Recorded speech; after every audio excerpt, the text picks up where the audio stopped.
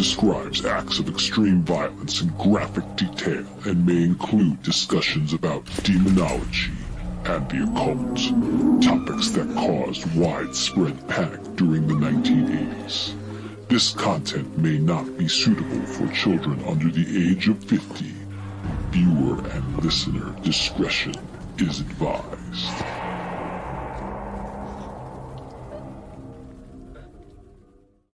Previously on Grogtalk. Where are we from today, Dan? Well, of course, we're from the Grogtalk studio, number one. Finally, yes. That's exactly right. And so now, we have two dice here. Oh, we have two sets, right? So we have the one is for the Dorso roll, which is very... Any question, James? Are you happy to be here? No. No, and then with an exclamation point. Oh, yeah. Wait, you think you keep the same hit points when you're a bird? So there's a bird and there's a tick riding the bird. Right. You do keep the same. I think this is the humanity, isn't it? Yes. This is not... Yes. 83. A ring of warmth. No wonder you're pissed. That's all my dad left me. A ring. Okay, let's read it. And when my daddy left me, all he left me was alone. Ring of warmth. The Ring of Warmth. Ring of Warmth. That's an album. I was fed false information. That's right. Take this ring of warmth, it'll save you. Okay, For got the it. Copper Dragon. Wait, what? Okay, However, I think with the Ring of Warmth, it's only appropriate to go around in as little clothing as possible Right. at all Yes. times. You're a naked half-elf magic user. I love it. right. In a loincloth. Right? I like it. Nothing but woad.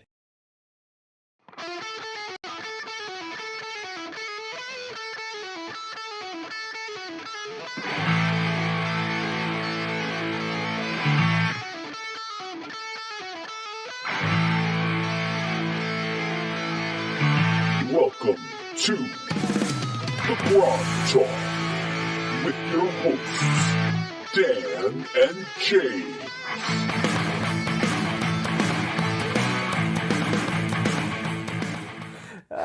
Yes, we are. Yes, absolutely, sir. Good morning, good afternoon, good evening.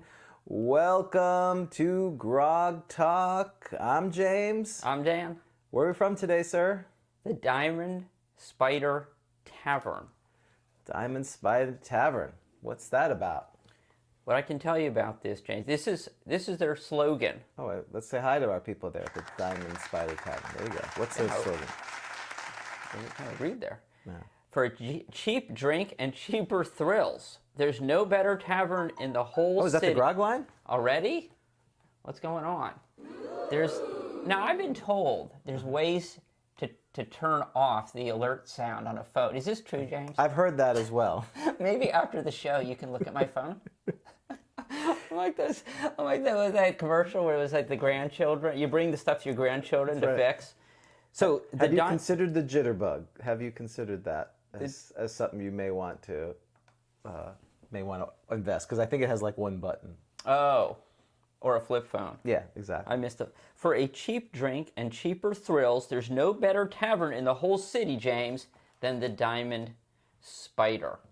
This is from the City Books. Do you remember the City Books? I do not know the City Books. Oh, the City Books. Well, I didn't know them at the time. I act all like, what? Huh? And then, right? Ooh. I just discovered them recently. So they were by Flying Buffalo. Or Flying Buffalo, yep. Flying Buffalo. James, 1982, so it's fine. It's within the wheelhouse, exactly. Just making it in there. So these were supplements. Flying Buffalo did supplements. And they're in Arizona because they're related to Tunnels and Trolls and that kind of thing, right? I think that's the lineage of them. I think that is correct.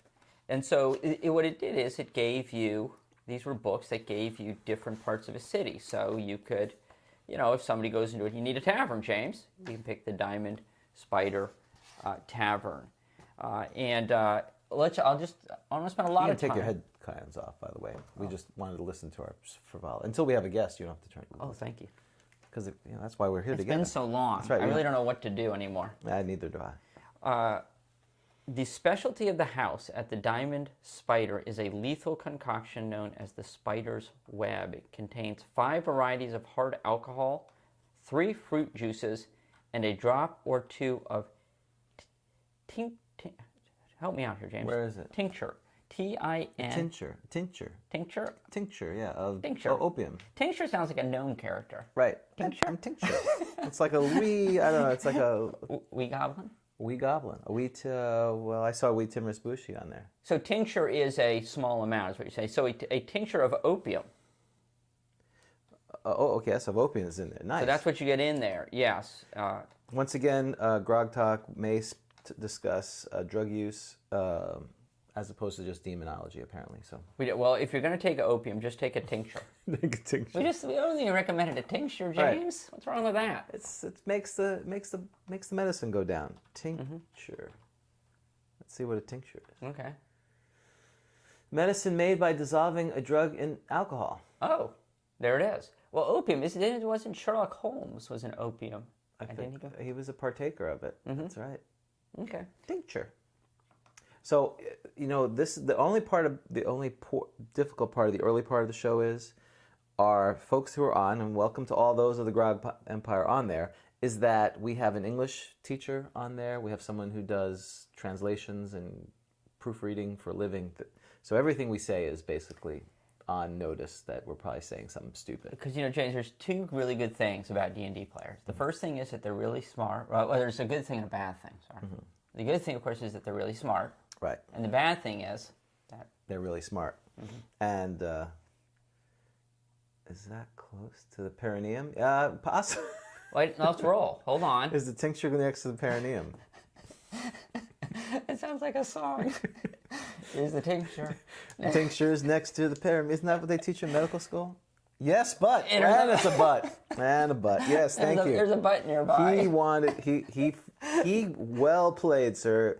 The Angry Monk is the one who provided us these dice and knew that one of the answers was yes, but. You know what they say about the perineum? Don't go there. Don't go there. Oh, wait a minute. That's good. That gets a laugh. Well, very good. So we are, for those who can't see the live stream, we are sporting some new regalia, some new swag, because it's here. Wait a minute. I know you love when you hear this. You can't hear it, but you. GrogCon is coming. GrogCon is coming, and we are wearing the official GrogCon shirts for 2021. Woohoo! Golf clap, laughing, golf clap. Yes, and they just came on Wednesday.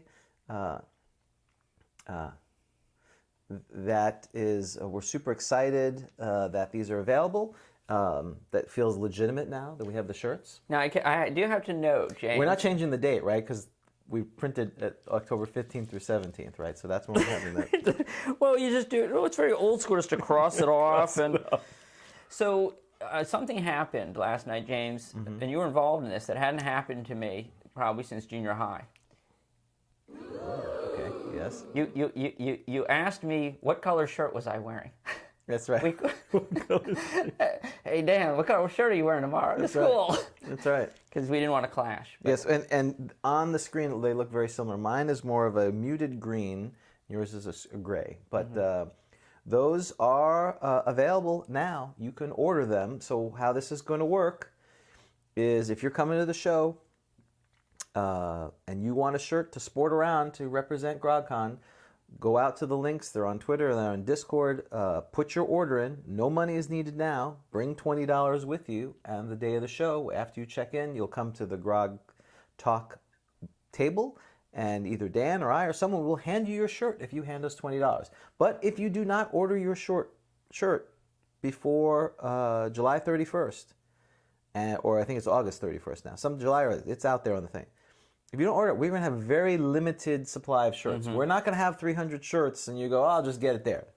I may have 4 shirts extra. We're not Target. Right, we're not Target, and we're not getting stuck with these, and we're not sending them to third world countries where people think like GrogCon's the most amazing thing. Don't ask if we have any in the back. Right. There's none in the back. There is no back. Right, and there's 2 styles of shirts that you can get. You can get this one if you're not part of the Grog Empire. But if you are part of the Grog Empire, there's a separate shirt that says Member of the Grog Empire. The price is the same. You can get that, and you can put your orders in. And these are the only, don't ask for other colors. Right, the colors, that's right. There's the colors there, but we did make women's and men's style shirts. So if you have if you are of the female persuasion, or you want to get one for your wife. I got one for my wife. She's very. My son Brandon got one for his significant other. So, ladies, they're all there. Wait, stop. What are the odds that your wife is going to wear that T-shirt other than maybe as a pajama top? She wore it yesterday. Where? Exactly. Here. The house. In the house. Okay. Now that you think about it, I don't mean to cause trouble. Okay. No, I don't know if she went out with the shirt because I was not here. Let's find out if your wife likes the shirt. Did she like the shirt? Yes, she did like the shirt. Without an exclamation point, but that's fair. Because she likes it because it's actually made for women. It's got a V cut. It's not, typically these shirts are just generic men's shirts. So she was happy about it. Good job with that, James. So she was very happy. And anyway, my point of all this is people wanted a shirt. Again, I also want to shout out Adrian from our friend in Oakland, California. He is the one who designed this. Amazing work. The detail's fantastic. Yeah, the detail's fantastic. You can't really see all of it, but go look online. It's super cool. Yes, because what I love about it, of course, is it has so many things related to us. It has us on it. Related to us. That's right. Exactly. And nothing says my oldest son's like, oh, good, I get to have my dad's face on my shirt. How exciting. Yeah, I should make my daughter wear it to school. We should. You should make Nico wear it to school, right? Well, he takes school online, but maybe for a Zoom class he would have to take it. Yeah.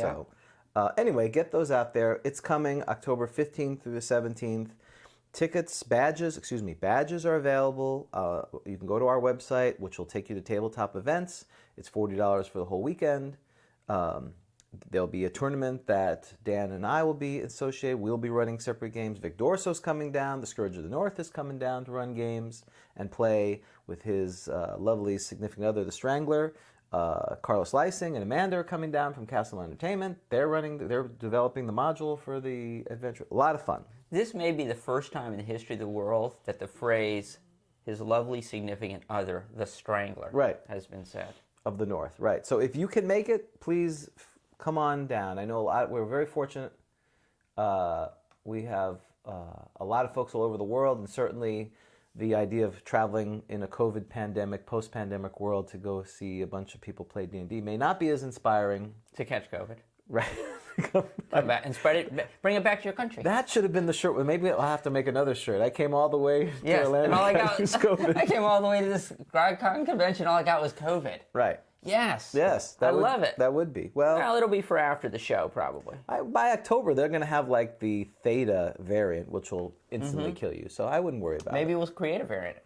Yeah, well, it's like a new thing for Con Crud. I almost spit out my... That's a great idea. Is that the grog line again? I thought you fixed this phone, James. Is this something telling you that your email from something is... Your order has come in? Is it fair to say it would probably start somewhere with settings? It's interesting. Looks like comment on tinctures was censored. Must be a drug What? reference. We didn't censor it. What is that? What does that mean? I didn't even know that. So YouTube? Yeah.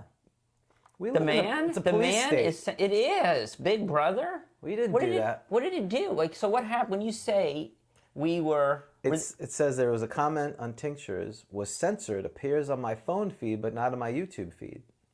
Wow.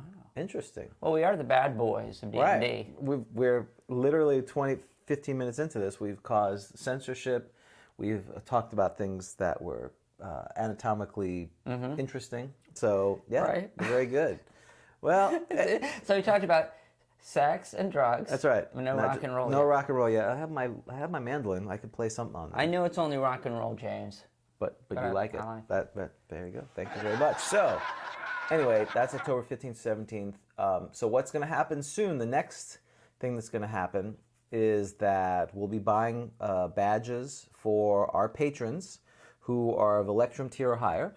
And then that will allow them to submit their games so you can start seeing what games are available. And then starting August 1st, you can buy your tickets. And there's no cost for most of the events. 99.9% of the events. If there's no cost to us, there's no cost to you. No additional cost. We are talking about getting some special rooms where they're going to have sodas and drinks and stuff. You have to pay for that because that's not free. So that will be coming up real soon. So if you want to run a game, if you run 2 games, right? That's what we said. If you run 2 games, our gift to you is we will give you an exclusive GrogCon T-shirt that says Official Dungeon Master. Oh. Isn't that ooh? Yeah, exactly. So, start thinking about that. Hello, everyone. So it's interesting. So, So I see Minions on. 'Cause I'd like to say that when I went back and listened to, I'm forced to listen to our old shows now. why are you forced to listen to them? Well, because we select snippets for the best of. Oh, true. And I listened to what Minion was saying about the ticks and the bird, and in retrospect, I think it made it made more sense what he was saying to me the second time. Well, the first time I listened to it, the second time I watched the show. That yes, if you've got a tick on you, and you're man size or gnome size or whatever, or half elf size, I don't know. Is he a half elf or a bard? No, he's human. He's human. And you just all of a sudden shrunk to a bird, I would think they probably would sort of fall. I guess they're stuck onto you. Is that what it is? Because I guess they would fall off you, wouldn't they? Would they? Oh no, because they're sucking on you. Well, I guess it would be the opposite to me. The way I envision this, it would be like enlarge, which is when you enlarge, things fall off or break off, and if something's embedded in you, you would get bigger and it would get smaller and smaller and would ingest it. This is the opposite thing. So my thought would be is that this proboscis or thing, whatever how it's injecting you, would be in there and it would just you'd shrink down and down and would basically you'd be impaled on that. That's what I would say. Oh, that's where it'd be even worse. So even if let's say you'd actually explode in my thing. I think you would just be it would be almost like a weird sexual thing that you just this thing is here and this. Okay, I don't know how you're doing it with the tincture and all. I obviously need to start taking some tinctures.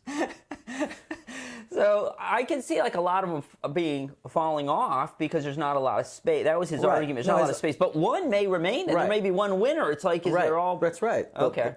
The lucky swimmer, as they like to call it. The one that's the healthy swimmer that makes it there, still stuck in the in the bird. Right. Okay. And then the bird kind of just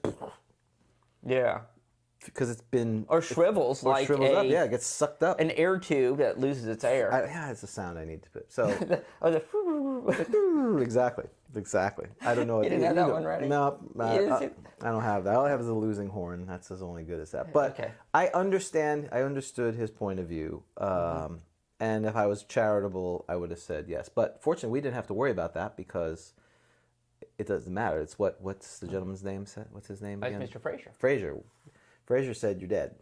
He's the nice DM. Try. That's right. He's the DM. Okay. Scary. Prepare you. Exactly. Yes. Have your consent form. So, with that said, again, hopefully for those who can make it, get your shirts because the more shirts we buy, the cheaper it is, and the more likely we get them.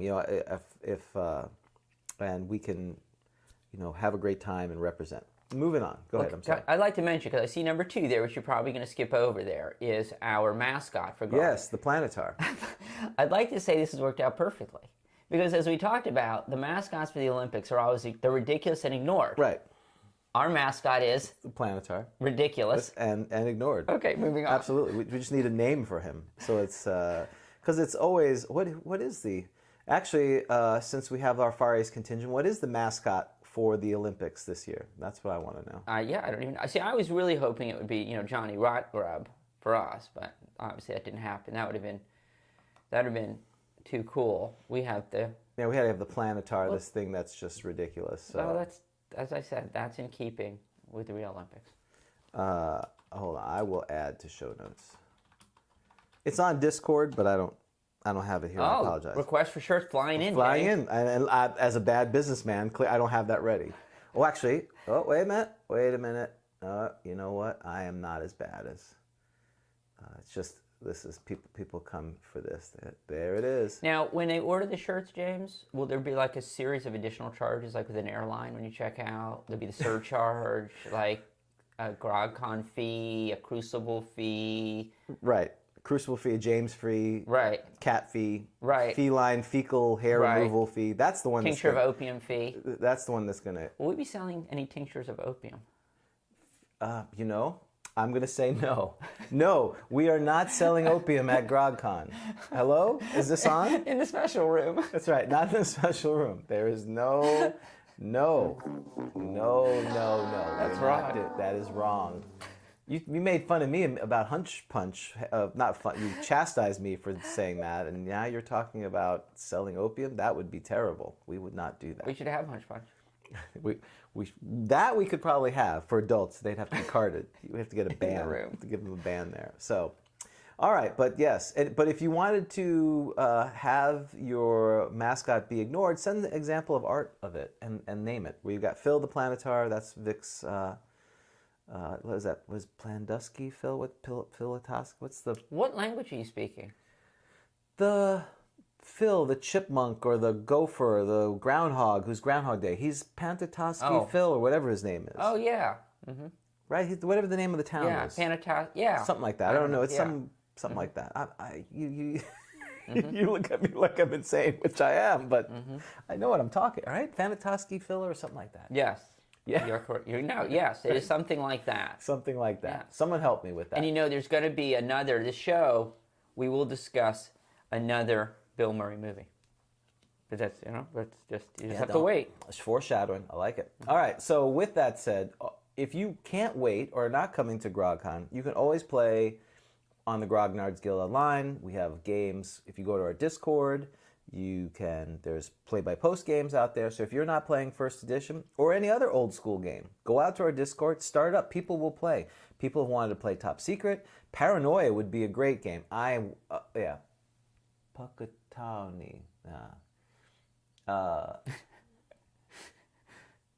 Yeah, well, we're good. Satanism's coming. I'm sure it is. We save the best for last. They're just saying we checked all the boxes on things. We're sure. So the Paranoia would be a great thing by post because it's fanciful and frivolous and something like that. So if you want to play, go out there. Say you're looking for a game. Say you want to host a game. Go to our Discord. Again, thanks to our patrons who make this happen. We don't have any heraldries this week. We'll have some probably next week. Boot Hill. If you want to run Boot Hill, I'm ready to play. Yeah, and they need to tell Al Hammock, come on down and run at Boot Hill. He runs Boot Hill games. That would be awesome. And Top Secret. So And Top Secret. And Paranoia. Lloyd, our dear friend who runs the game store in Jacksonville and in Gainesville. He has stuff. Lloyd, put your store name and address there so people can go to it, so I can give it a shout out here. Absolutely. He has the Mongoose versions of Paranoia. I have behind my garden gnomes that I'm going to use. One day we're going to go out to the shooting range. We're going to use them as clay targets. That'd probably be one of our highest videos. I have this version of it, which is the West End Games Paranoia. Oh, that's one I remember. Is that the first one? This is the first one. Well, of course. Of course, why? Yes. Why would you get it? Well, because they're actually trying to make a game that makes sense. This one is Insanity, which is fun, but there's some insanity. That's what we do. That's right. I'll be running. Ready for this, James? Exclusive. We have an exclusive. We do. I will be running a Call of Cthulhu game. Will you? Yes, for Cthulhu by Gaslight in London in the Victorian era. Have you ever run Call of Cthulhu? I've never run Call of Cthulhu. I think you'll like it. I've played in Call of Cthulhu. Oh, okay. You have played. I played. Yes, Ed used to run it, and I enjoyed it quite a bit because I like you know me. I like the role playing Yes, you do. and the intrigue. And Yeah, the combat is. I mean, you're okay with it, but it's not your number one thing. no, my Cthulhu combat's perfect for me. I think you shoot a couple times and then die horribly. Yes, you go insane. It's very quick. It's my kind of combat. So just quickly, Lloyd's shop is the friendly local game store in Jacksonville, Gainesville Tabletop in Gainesville, Florida, and Paranoia is at the one in Jacksonville. So, and Lloyd, if you want us to come out, I think Gainesville's probably closer for us to get to. That's right, Gainesville, Jacksonville. That's pretty close, isn't it? It's about the same. It's about the same. Jacksonville's 2.5. Gainesville's maybe 2. Yeah, maybe if that's something maybe after maybe a holiday special. at Lloyd's shop. If that's something you're interested in, let us know. Is the show maybe if his shop is decorated for the holidays? Yeah, that'd be great. We could do a holiday event in Jacksonville. I've had a holiday T-shirt that I've been wanting to wear for 2 years now. The first year, it showed up a week after Christmas, and last year, we can't. To much disappointment for the fans, we canceled our holiday special. And so I feel like it's cursed, our holiday special. Well, that would be something to wear at his place. So we'll have to get with you on that, Lloyd, because we are big fans of our local game store. We have Campus Cards and Games here. We have Sci-Fi City. That's where, by the way, Sci-Fi City. What are we doing in Sci-Fi City? July 24th? Our local tournament, right? Our fourth annual tournament. In person, James. In person tournament. I'm working on the adventure 2 weekends in the making. Okay. A sequel to the highly regarded Gnome Skull adventure. Yes, so that will be at Sci-Fi City, which is a classics local game store here in our area. Its lineage is Enterprise 1701 from back in the day. And that's where you used to go. That will be the Saturday. Again, we do that right around the period of Gary Gygax's day. All hail Gary, who's right there. Thank you. His birthday, right? That's his birthday. Weekend, July 27th, I believe. That's the weekend. Always the weekend before his birthday. We will do our show live there, and then we'll do the tournament adventure that you're writing. Though we may be doing it outside in the parking lot. Yes, because they don't open till noon. And unlike Lloyd's shop, they're not like, now we're not letting you in. Lloyd would let us in, I think, early. Yes. Especially if we drove up there and we'd be bored. I would hope so. Because I'd have to go to the bathroom if we drove up straight there. If we're getting up at 4 in the morning. I guess we'd have to stay over or something. Terrible if we forgot we were coming. Yes, you guys are all neighbors. Yeah, 2 hours away. Florida's a big state. Florida's a big state. Mm-hmm. If you go, you could spend all day driving. If you went from Pensacola to Miami, or Key West, that's 14 hours or something. That's that's horrible. Yeah, from here to Tallahassee is like 7 or 8 hours. It feels that way. There's cows and nothing, cows in small towns. So we will be going on Patreon soon. I'm sorry our announcements are long, but we have a lot going on. Third installment of the Grogtalk Adventures is coming up, where Dan is running the game. I've handed over the adventure. He has things to work on. That will be July 17th, so from 12 to 5, I think we said, or something like that, 12 to 5 p.m. Eastern Time. So patrons, check your messages, your posts in the next week or so that you can sign up to play in Dan's game, and of course, I will be helping and possibly Rob. So. With that, we do all this because you guys are awesome. So let's give away something, Dan. All right. You get to see the shaking of the sack right here. Oh, in person. Oh. I mean, this is a massive... This I didn't... It's gotten bigger since I last saw it. And droopier. It's pendulous is the word. I believe the word is pendulous. Gravity. It's doing its work. It's an old man's sack. So it is. Shake the sack. Shake the sack. Okay. But you get to stick your hand in the sack. Oh. Just one thing. Don't look in there. Go look away and stick your hand in the stack. Can I wash my hand later? Yeah, you can. I'm going to take just one? Just one. Okay. Yeah. Got it. All right, it's a green one. Okay. Now we have to figure out what this green means. We are, you know what? We're giving away a groggy. That's what we're giving away, by the way. Thanks to Civic Kazan. We're giving a groggy away. We got to look at our active patrons, and then we got to carry the 7. And let's see, green. All right, we've got. All right, roll. Oh, this is easy. Roll a d6. I see. So what you've done, I've never really paid attention to this. What you do, the colors correspond to different tier levels. That's correct. That is exactly right. So this is a little bit like the NBA draft. That's right. They don't have the big ball anymore. Oh, they don't? They used to pull the ball out? Yeah, no. Oh, yeah, back in the day. The little lot. You'd see it happen. Right. So you see it here. You see there's no shenanigans. There's no tomfoolery. Well, I don't know what's in there. Okay. You pulled it out randomly. Roll a d4. Oh, d6, excuse me. Okay. 2. All right, Dave X, who is from Los Angeles. You, sir, are the winner of a groggy. Congratulations. Well done. So that's the June. Dan he doesn't usually see how much crap I have to do here, but he's seeing No, I've said it before. It's like flying a plane. Yes, you are the winner. And the scary thing is, I'm apparently the co-pilot. Yes, you are the co-pilot. If you had a heart attack, we'd go. We're going down. We're going down. No, you'd hope like airplane where the inflatable guy comes out. That's So I'm right. Kareem. I'm Kareem. Yes, you are Kareem. I'm not Kareem. Don't eat the fish. Kid. I didn't play in the NBA. I'm not Kareem. All right, you, sir, are getting a groggy as well. Thanks again to Vic Dorso, who's made these amazing limited edition examples of the famous, what's on the original? Demon Idol. Demon Idol. So there you go. Excellent. We are, every month we give stuff away. That's what we do. That's how we roll here. All right, moving on. So Dave X, I will be sending you a note on Patreon. Send me your address. We'll send you a groggy. Dan is asking inconvenient questions. Well, that's what he does here. He's the provocateur.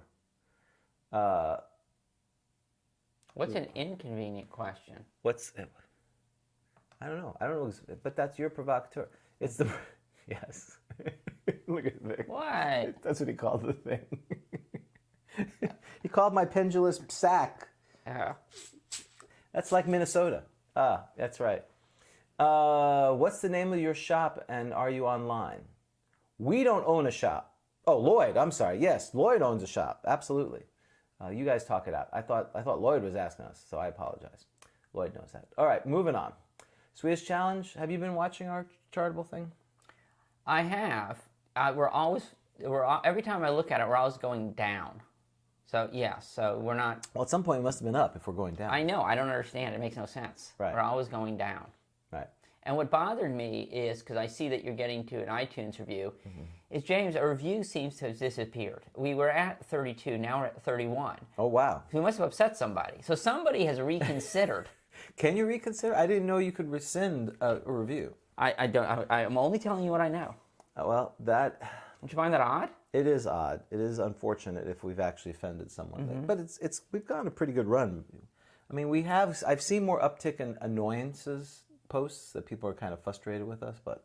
Really? Where?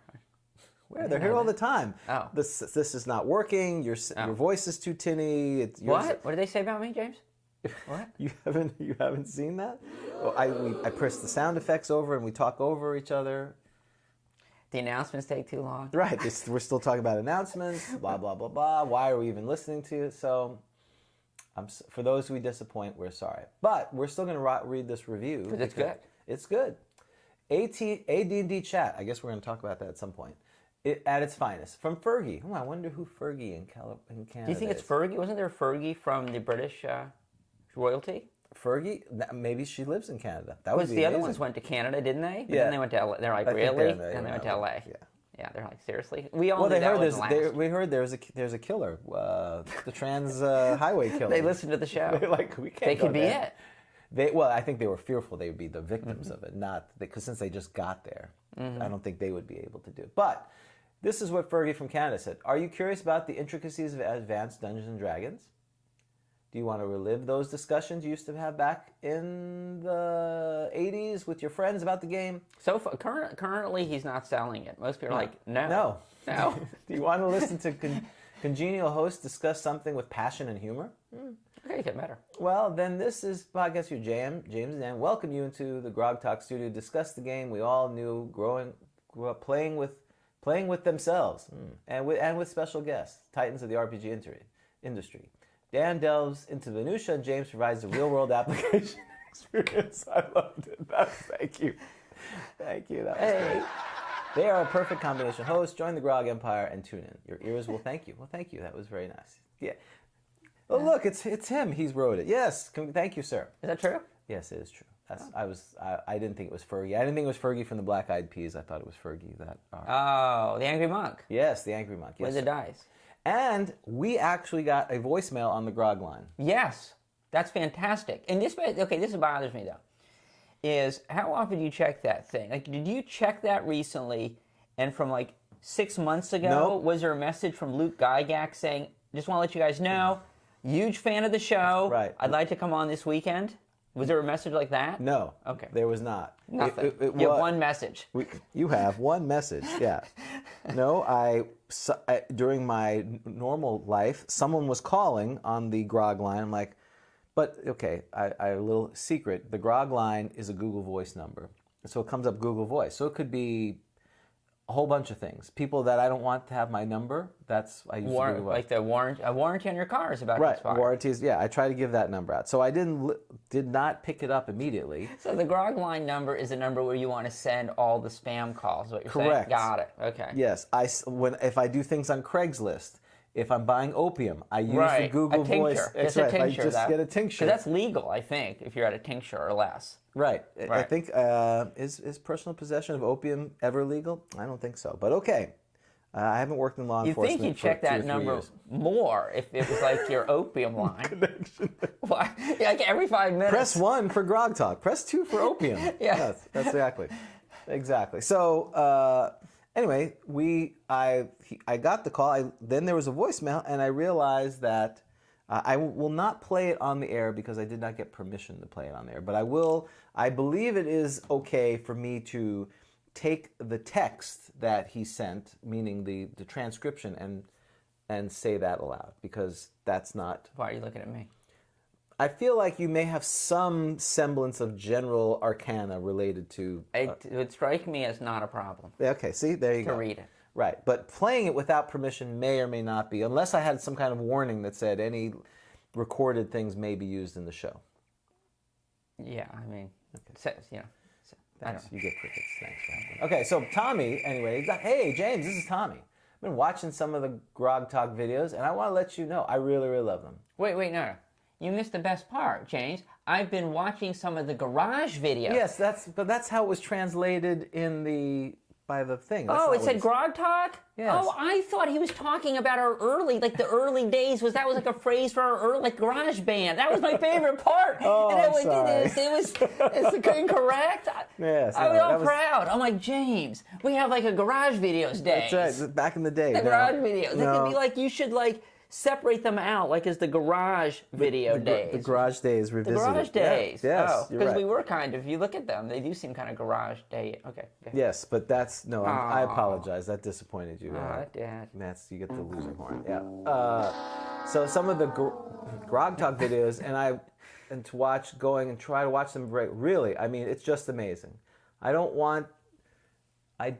We don't get a lot of videos on YouTube about First Edition, and yours is so comprehensive. I just really want to let you know that maybe I'll try to call back. Well, I told him, I responded back to him, hey, we're on from 8 to whenever on Saturdays. You call back at that time, we'd be happy to have you on. And that's for everyone. That was very nice. Very nice voicemail. Yes, so if you want your random thoughts, as we said, we're going to talk about it here. So very nice. Anyway.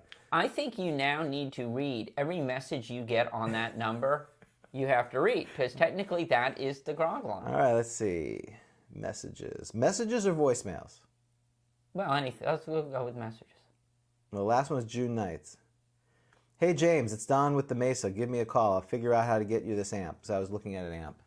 Oh, so you use the word amp. Amp, that's right. Got it. Get you the amp.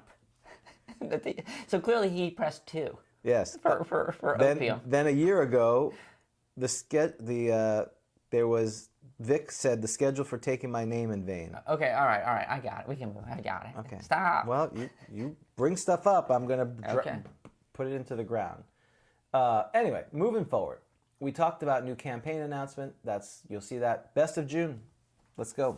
This is a segment of the show where we talk about what was happening 40 years ago today. June 1981, the back nine, so to speak, James, of June, the latter half. The things I have circled here. Okay, James. Monday, June 22nd. Yes. At the Wimbledon Tennis Championship, U.S. player John McEnroe shouts, "What?" in an on-court rant against the umpire. See, you know this is a British thing. Right. They don't. This is like the typical American, is what they're saying. Right. you Ugly know? American. What he said. I mean, he said a lot, obviously, but what's the famous? Strawberries. Strawberries Don't they serve strawberries at Wimbledon? and cream, I believe. Thank you. You think he yelled strawberries? He wanted strawberries, right? Where are my damn strawberries? Yeah, exactly. He yelled. That's the Cane Mutiny, though. What? Cane Mutiny. There were strawberries in the freezer. Did you ever watch the Cane Mutiny? No, what is that? Was that on the Bounty? That was Butcher Christian? Well, that's the modern version. Cane Mutiny was with Humphrey Bogart, where he's the captain, and someone stole. Do you watch any movies? Not many. He yelled, "You cannot be serious." Oh, you cannot be. That's right. You cannot. That's his catch line. All right. So that's Americans in the 80s, James. On the 24th, the 12th James Bond film. So it just came out. Right. 2 days ago, James. I don't know if you were there. I think I know which one it is, but I'm going to guess. Okay. The 12th James Bond film, starring Roger Moore and Carol Bouquet, I don't know if I pronounced that correct, is released. What's the movie, James? The Spy Who Loved Me. That is incorrect. Okay, hold on. Don't I get the wrong sound effect? Oh yeah, absolutely. 81. Well, that was 79. Octopussy. Nope. All right, stop. Is it? And this is Roger Moore, right? I don't know. For Your Eyes Only. Oh, For Your Eyes Only. That's what I meant. For Your Eyes Only. The 26th, James, Friday tonight. Tonight. So you obviously did not see For Your Eyes Only the other night when it came out. No, I didn't. Okay. So tonight, shall we go? We should wear our shirts together. Yes, we should. Absolutely. What a bunch of dinks. Nerd. That's what I need from Revenge of the Nerves. Yeah. Nerd. You're right. Add that yeah, to the thing. ogre. That's right. Nerd.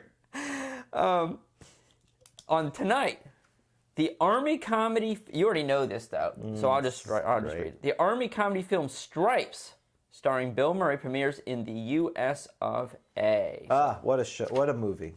Yes, convicted. The Aunt Jemima treatment. Never convicted. Right. Yes. That was awesome. So we will go see that tonight, wearing our shirts. People will love it. They'll be like, "What is GrogCon?" As they pull our underwear all the way up to our heads. That'd be great. Wedgie. The wedgie ultimate. Speaking of wedgies, you want to talk about what's not a wedgie? Flipping and Turning issue 4 is here. Look at that. Look at that in all its glory. Ooh. We got the freshly minted hard copy version. I've noticed no one has. You increased the price of the first edition, the first issue, to $999. Yes. And I noticed it hasn't been Well, sold. and I noticed it. Well, it hasn't. I was tempted to bring it down to 500. Don't do it, James. Because the more of these that come out, it's going to increase the value of the first one. That's right. That's the fact, Jack. So there it is. Issue 4. We just came out. Issue 5. We talked to our esteemed editor, Rob, and he says issue 5 is coming gangbusters, and that will be the official issue of GrogCon. So when you come to GrogCon, it will be coming out at the same time. I mean, we're like a multimedia juggernaut now. We got things being released. Like Disney. Exactly like Disney. Like Disney if they were going bankrupt. That's right. They print money, we spend money. We're like, what is it, Beta? Oh, what was the VCR? Betamax. We're like we're Betamax. We're the Sony Betamax. Okay. No, we are we're not even Avis. We're not even in second. But with that said, we're now ready for Sage Advice. Oh. So I got to figure out how I'm going to do this. So this is the segment of the show where we read questions from Sage Advice from Dragon Magazine. We then, of course, comment on the questions and critique the answers. And in this session, James will be asking me the questions. I have not read them, at least not recently. James will be putting them up on the screen, and he will then read them, and we will see how sagacious I am. Right, so move over a scad that way. Yes? Perfect. I should have known that. That's good. That's Okay. good. Now, Let's see if I'll be sagacious. I'm going to roll. will Dan be It sagacious? says yes, not with an exclamation point, so it sounds like we're talking about a B. So terms I'm of- going to have to look over here Oh. off screen, like I'm like Gary Gygax DMing out of the camera. Yes, you're off screen. Because all right. I'm ready. Now, the first question. All right, here we go. Why aren't Ettins mentioned among the bigger creatures which attack dwarves and gnomes at -4? Because gnomes and dwarves were not typically fighting Ettins, and therefore would not have Well, oh wait, so yeah, they're too big. Why aren't they? I was thinking about the bonus for small. So why aren't they listed? Why? Very interesting. I don't have. I should give you the music. They probably right. Why aren't they listed as a minus? You know, that's a very good. I'm not very sagacious on this one, James. That doesn't make a lot of sense to me. Who are they -4 against? I'm trying to remember. Who? So this says that they're -4, right? Oh wait, no, the Etten is -4 against them. No, he's saying why aren't the Ettins like giants and other ones that dwarves and gnomes get -4? Yeah, I don't know the answer to that. I don't have the slightest idea.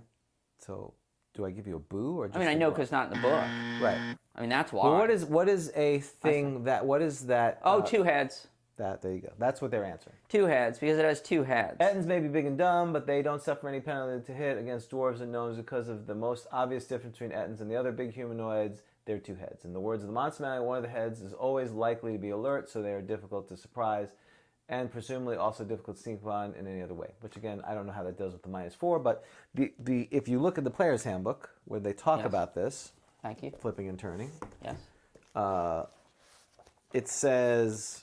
If I'm paraphrasing, but we can go to for Dwarves are on page 15 and 6. Oh, so on page 16, I think, in melee combat. and the top of 17 for gnomes. So in melee combat, dwarves add 1 to their dice rolls to hit opponents who are half orcs. I also thought that was very interesting. Half orc, they get half orcs. We've talked about that before. So if you have a fight with your party, you get a +1. Right. Goblins, hobgoblins, or orcs, when being attacked by ogres, trolls, ogre magi, giants, and or titans, dwarves subtract 4 from their opponents to hit dice because the dwarves' small size and combat ability against these much bigger creatures. So it's not just their small size, but also their combat ability. So you could believe then that the 2 heads means that they don't have combat ability like they would against the others. Yes, that would be that's what they're hanging their discussion about. But you know what's interesting about this? And we've had one, and just real quick, we've had sage advice about this exact topic because dwarves are better at fighting gnolls, but gnomes are not. And I think the answer there was, if you recall, I guess gnolls and gnomes did not have enmity with each other or whatever. That's the excuse they made. Let's go over that again. Okay, so to compare those, so gnomes are against just kobolds or goblins, which that makes sense because those are sort of their traditional enemies for gnomes. They had the same areas that they would inhabit and they were fighting them. Dwarves makes more sense that they're running into also goblins, but hobgoblins, orcs, and half-orcs, I guess because they're more... Well, we talked about this, though. The dwarves are in the mountains, not in the mountains. Well, they have hills and mountains. A lot of them are hills. Well, so shouldn't a mountain dwarf should be good against maybe the orcs, but the hills should be like the gnomes against the kobolds and the goblins. Doesn't it make a difference whether you're a mountain dwarf or a hill dwarf?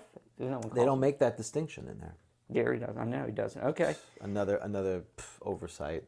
Tragedy. But you know what's interesting? Oh, and so then, so the gnolls, when being attacked by gnolls, and what was the answer on the gnolls? Why? I think the answer was from back in the day. But you could listen to 400 hours of our audio to figure this out. That the idea is that these creatures were in the same habitat and they were fighting them. So dwarves ran into gnolls more than gnomes did. That was the excuse. Oh, okay, right. Because then it's the negative. It's not an oversight. It's not that we missed something. And it's also good for you because if they literally had the exact same ones, then that goes back to my argument. Gnomes are just derivative dwarfs, so that makes more sense that they're different. James, I appreciate you pointing out that. Yes, That's absolutely. Very nice of you. You're Gary's trying to show some distinction as opposed to them being a completely derivative, superfluous race. Well, what's interesting is that Ettins, of course, existed with the monster manual, so it wouldn't seem to be an oversight. I mean, in this scenario, it's not really good. Like the troll doesn't seem to be bigger than the gnome. Yeah, he's not as disappointingly small anymore. That's right. At first, he was disappointingly small, our little gnome. Yeah. Well, let's say it's really not an Ettin, but it's a 2-headed creature. So yeah, this doesn't look like. I see you. Right. It doesn't. They're playing with dolls here. What was that from? Was that from Spaceballs or? Don't ever bother me when I'm playing with my dolls. So Gary, I can't believe Gary overlooked that because it Never was an in the oversight. monster. How dare you say that? He would never. So Gary knew what he was doing. So that's not a bad explanation. Again, I don't understand why they didn't just go down and ask Gary. Right. They didn't want to Right? bother. He's busy, I guess. It's part of their career development. That's what I have to think. Okay. That was a good question. So I ended up getting it right, but after I had no idea. Yeah, okay. Sure. I'll give that to you. Next one. Could an elf or dwarf who has reached the highest level possible use an ion stone to gain further levels? Well, Or ion stone. Oh, I don't even know. I thought ion stones. Oh, they do a lot of different things. They do a float. lot of different things. So that's the problem. I mean, so I would just be guessing because I don't know what ion stones do. I would guess and say I'm just hang on.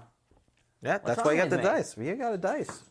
No, you cannot use an ion. Is that stone. your final answer? That is of course. The dice don't lie. You are correct because you guessed. What's an ion? Okay, James. Now we have to look at ion. Yeah, stone. go look up in the.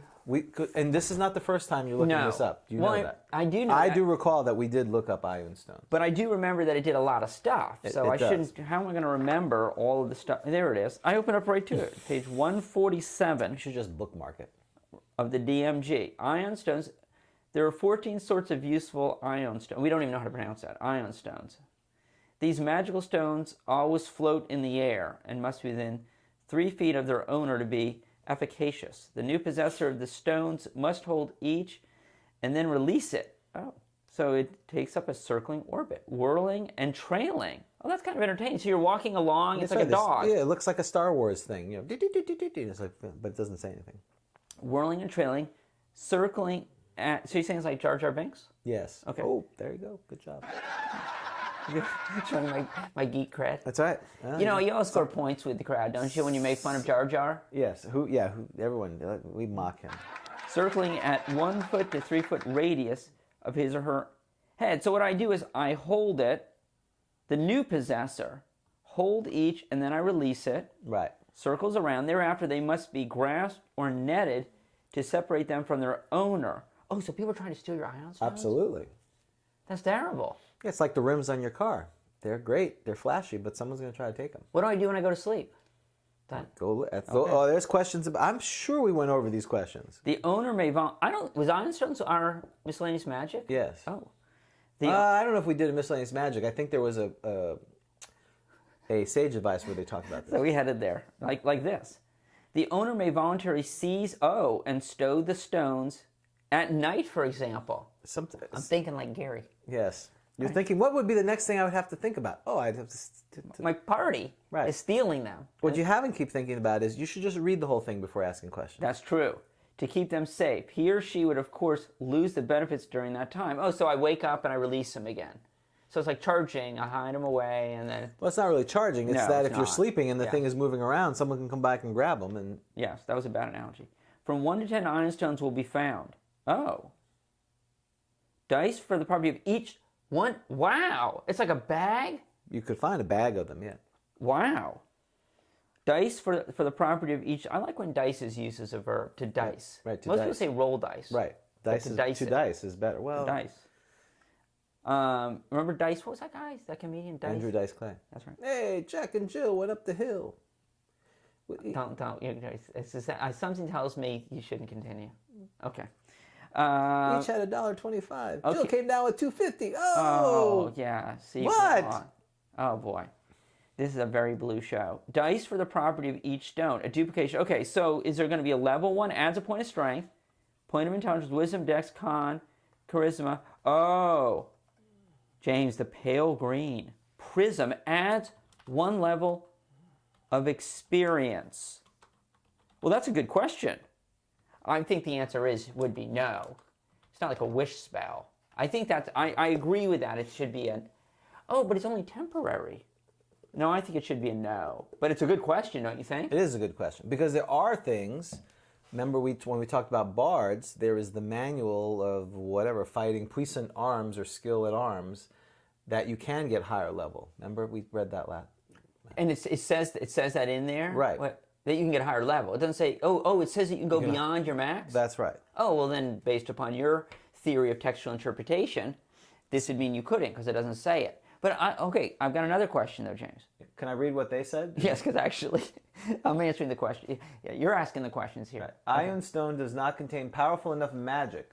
None of the 6 stones which have the power to increase ability scores can make them better than the mathematical maximum of 18. So there you go. So it cannot go above racial maximums, or 18 in this case, which is interesting. They don't, because I'm sure I've played with someone who, if your racial maximum was 19, let's say you had an 18, and you, like a half orc with a con, that they did 19. What they're saying is, no, it could only go up to 18 with that. Which okay, but I got a question for you. Sure.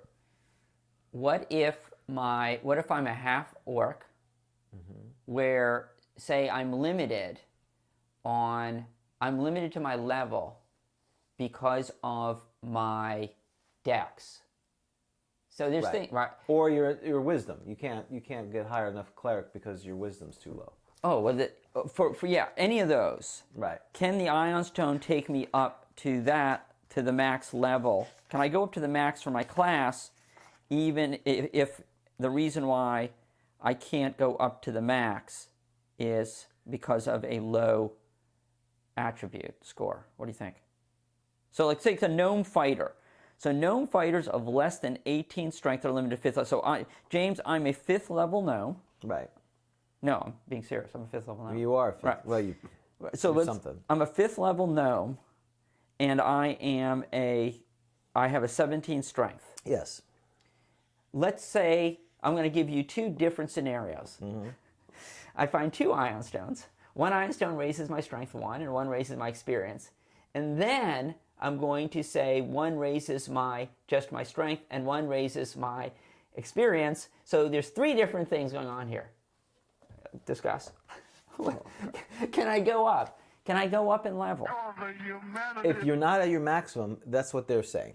If I'm not at my I'm at my maximum for my let's say I'm at my maximum for my strength. Let's say I'm 5th level and I just find an Ion Stone that says, the pale green one that says I can go up. Experience. Are you going to give me the experience level? Or are you like, no, because your strength, you're at max. You are at max for you. You're at your racial maximum, right, with your strength. Now again, I'll have to look back at the Ion Stone. Is there anything that says it's 18 maximum? Or does it say anything about? It says very little. It just says you go up. The number 6 is you go up. We're page 147.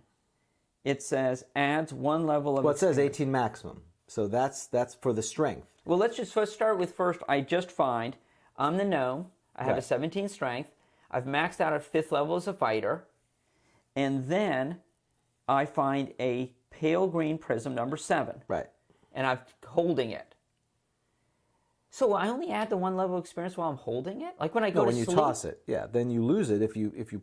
I'm going up and down like our ratings? Well, and that's why I think it's probably. I would say if it's maximums, then no, I would not allow that. Oh, you wouldn't. So if I'm at the 17 strength 5, you're saying I'm stuck there. Yes. And then when I go to sleep, I lose my level. In theory, yeah. Okay. So now I find. In theory, if you, well, again, we've ruled, and I thought there was in the previous one, that you could continue to have the Ion Stone floating around, but at night you would not want to do that because now it's vulnerable to someone coming and picking up and grabbing it from you. Yeah, it was this episode. Yes, I agree.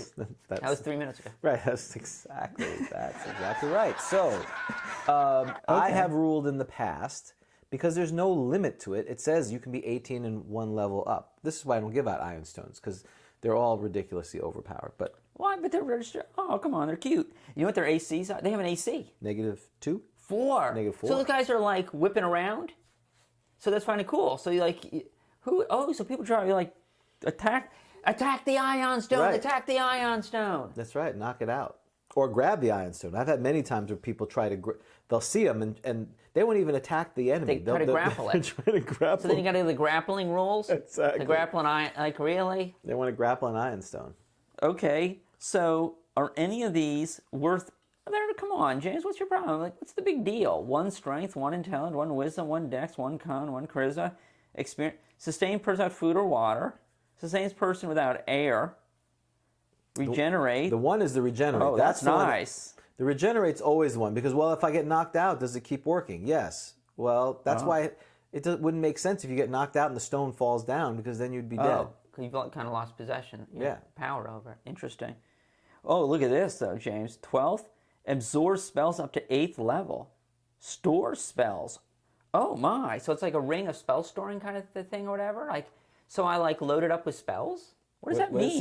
What's that? Stores 2 to 12 levels of spells. What does that mean? Yeah, stores 2 to 12 levels of spells. So it's got the spells?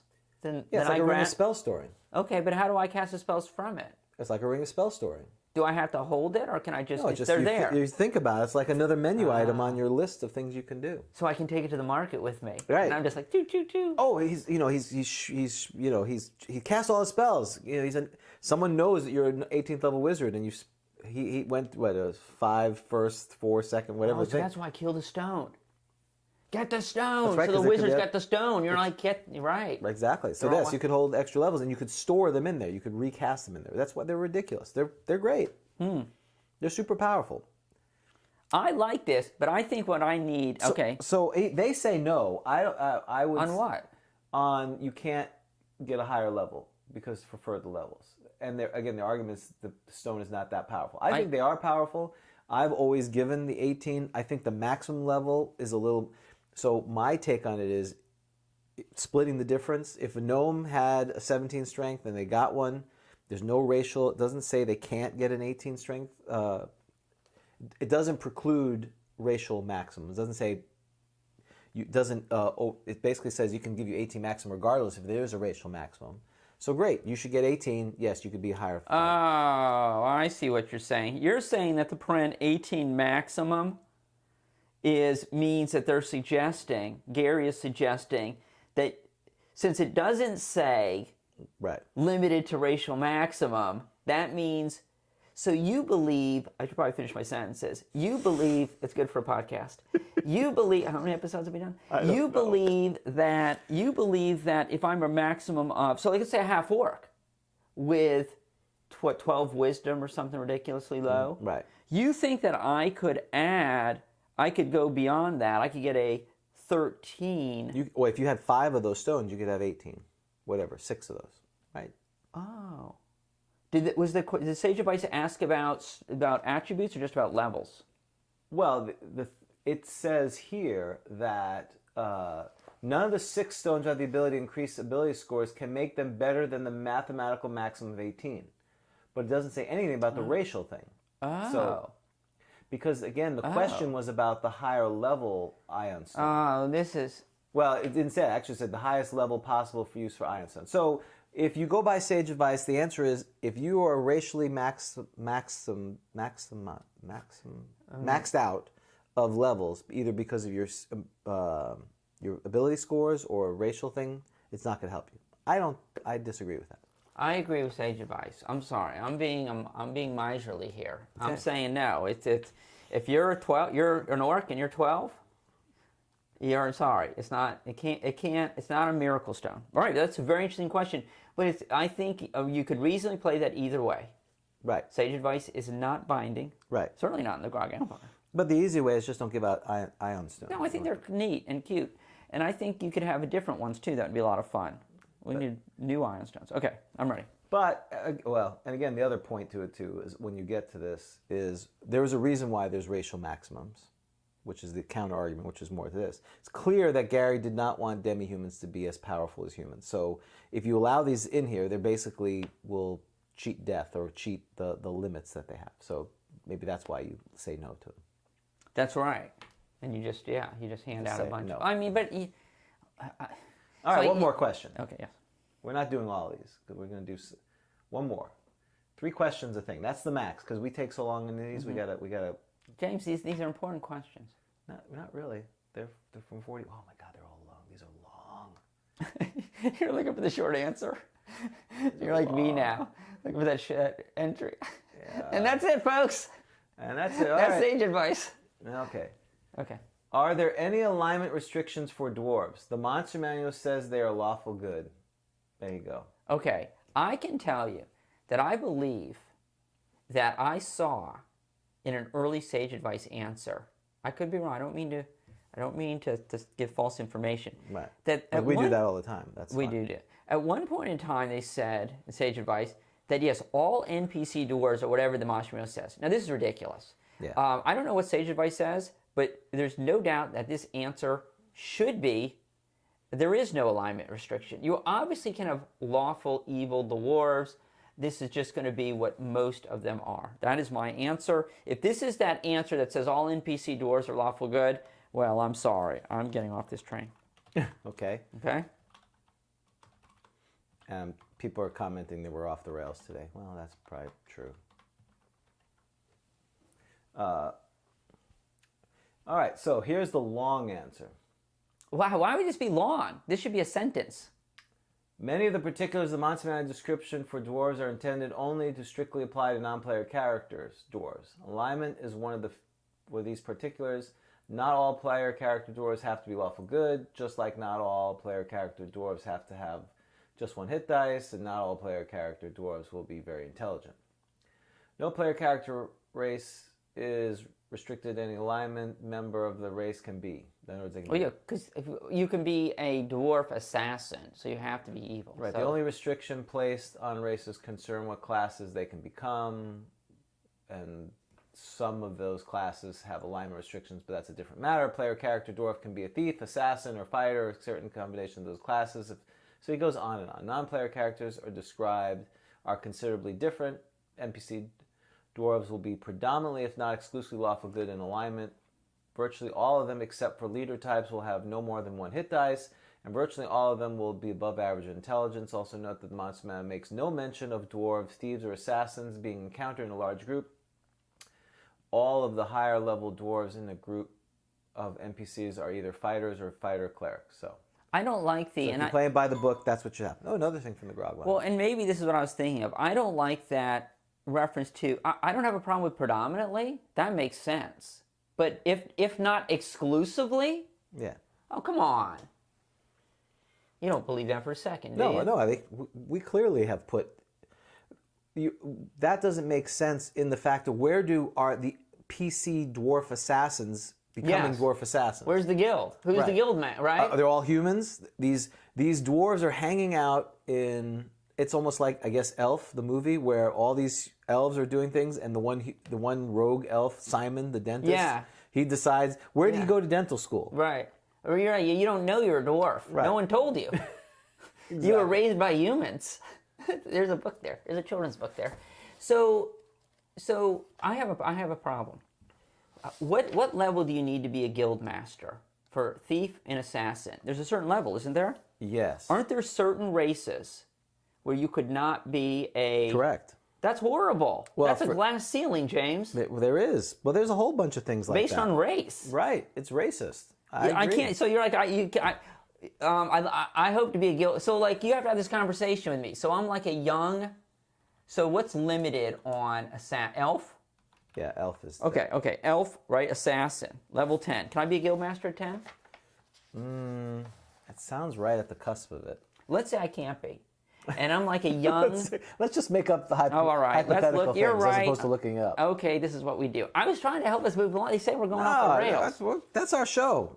You don't like it? You get off the rails. This is our porch, and people come by and Right. listen to us. It's our train. That's right. You get it? You don't like it? You don't like it? You know? You can jump from this train anytime you want. Okay. Guildmaster's 14th level. Okay. So James, So yes, there are races who cannot be the Guildmaster. you're my father. You're my or mother. You're my elven mother. No. Yes, just go roll with it, James. You are. Roll with it. Okay. So, Son, you disappointed me. well, I'm sorry, why couldn't you be more like your brother Elrond? That's right. The magic user. I want to be an assassin, Mom. So I've always wanted to be an assassin. You're I'm a little malignant kid. in spirit. Yes. If you were a woman, you could become a banshee. Now you're just going to be some... Yes, I can't even become a banshee. So I hate life. I want to kill, and my goal, of course, is to become a. I hate life. I want to kill. I gotta snip at that for a soundbite. Mommy, can I be the guild master of assassins? And you have during this conversation. Career what do you- day. Career day. What do you have to? What are you going to tell me? What are you going to say? No, you can't. You won't Why- come and be 10th level. Why not? Because you're an elf, and that's how the What? world works. Oh my, it's terrible. The quicker you know your limitations, the better off. As a wise human said, man or elf needs to know their limitations. So everybody, okay, this is the worst one, James. I'm a half orc. So are you my orc mother or I'm your orc mother. Or are you human I'm your orc or mother. orc? You're an orc. Okay. Still regretting the day I didn't drown you when you came out. But They all told you to. I was feeble. They all did. They're like, Limpy, what? Limpy, you're because you're limpy, and I'm the. That's right. But Dad was like, you can't do that. What's wrong with you? It's our culture. No, you can't kill. Okay, so limpy. Mm-hmm. So I'm a half orc. I want to be a thief. Right. And you're like, perfect. This is finally something good for you because I have no other skills. It's in your wheelhouse. I can't be a cleric because my wisdom's 4. Mm-hmm. Well, no, if my wisdom's 4, what do I have to be? What do you have to be if your wisdom's 5 or below? Fighter. No, that's intelligence, isn't it? Oh, Your thief. fourth- Thief.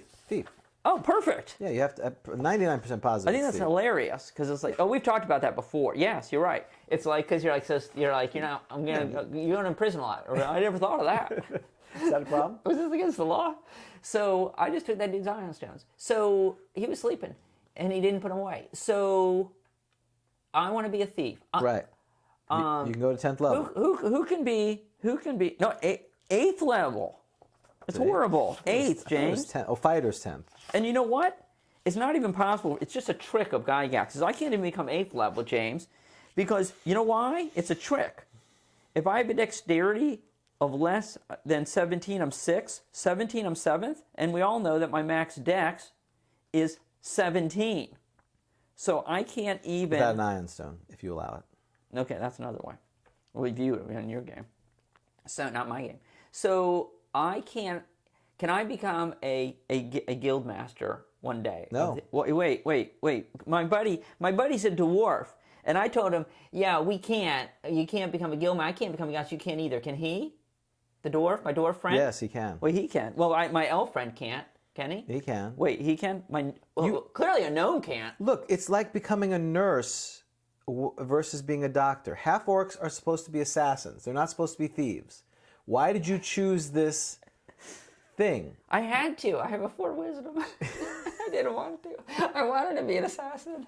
But I couldn't even be... You're right. I could have been the guildmaster of assassins. So the half-orc is the only one that can't be. You chose wisely. You chose poorly because you have bad wisdom. Yes. That's why. So the half-orc, yeah. So you definitely want to become an assassin. So that's why, everyone gives half-orcs a bad rap because they're becoming assassins instead of thieves. Why can't you just be a thief?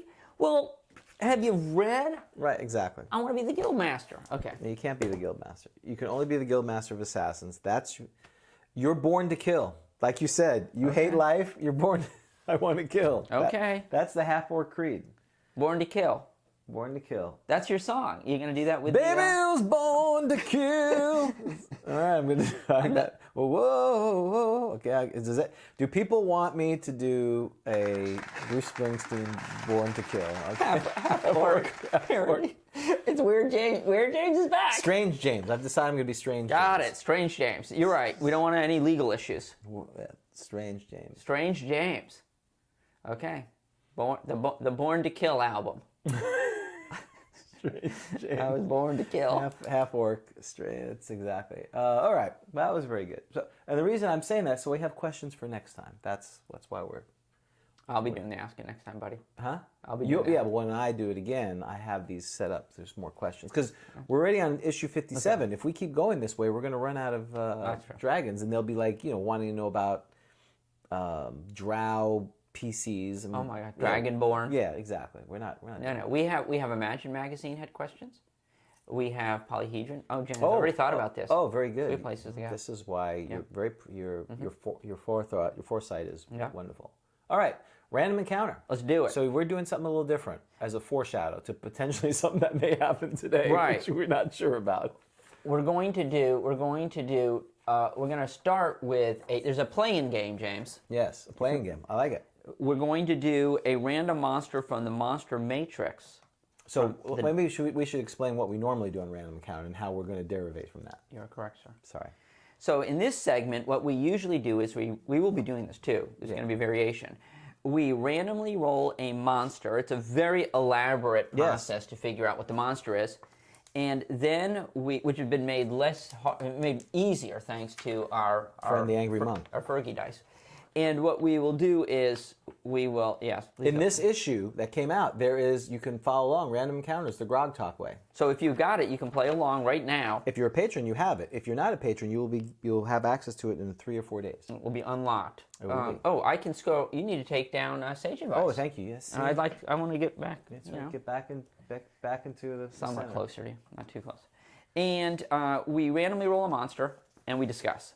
That's right. Well, we're going to have a random monster rolled also from the Monster Matrix from the Dungeoneer magazine compendium, issues 1 through 6. Very nice. Jennell Jaquays, famous Dungeoneer magazine from back in the days, the 70s. And they will battle, and then the winner will take on our current champ, which is a Stromboli. Stromboli. Stromboli. Mario. Yeah, Mario. Stromboli. Yeah, because it's the... Mario. what is he? He's a bronze? Copper. He's a copper. He's a copper. And The that comes... Copper Dragon. I'm the little Mario Stromboli. I'm the Copper Dragon. Woohoo. Now that's a spicy meatball. That's a spicy meatball. Is that racist? Or is that ethnic? It was spicy. Stabula. I have 13% Italian, so I'm covered. Right. And an 8 intelligence. Clearly. Stabula. Stabuli. 4 wisdom. That's right. 4 wisdom. You're a thief.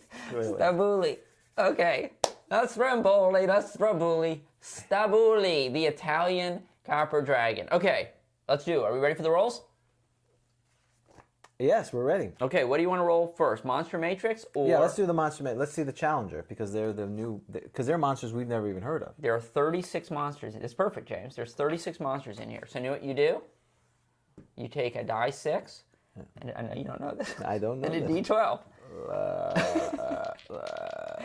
And we're gonna roll. We're gonna roll. Here we go. So this would be on the last 12. Last 12. And this is a 9. 9. So that means we go 12, 11, 10, 9. 36, 35, 34, 33? Yes. That sound right? That sounds right. And you know what I'm going to do, James? This is how smart I am. We're going to start at the back and count backwards. Very good. 36, 35, 34.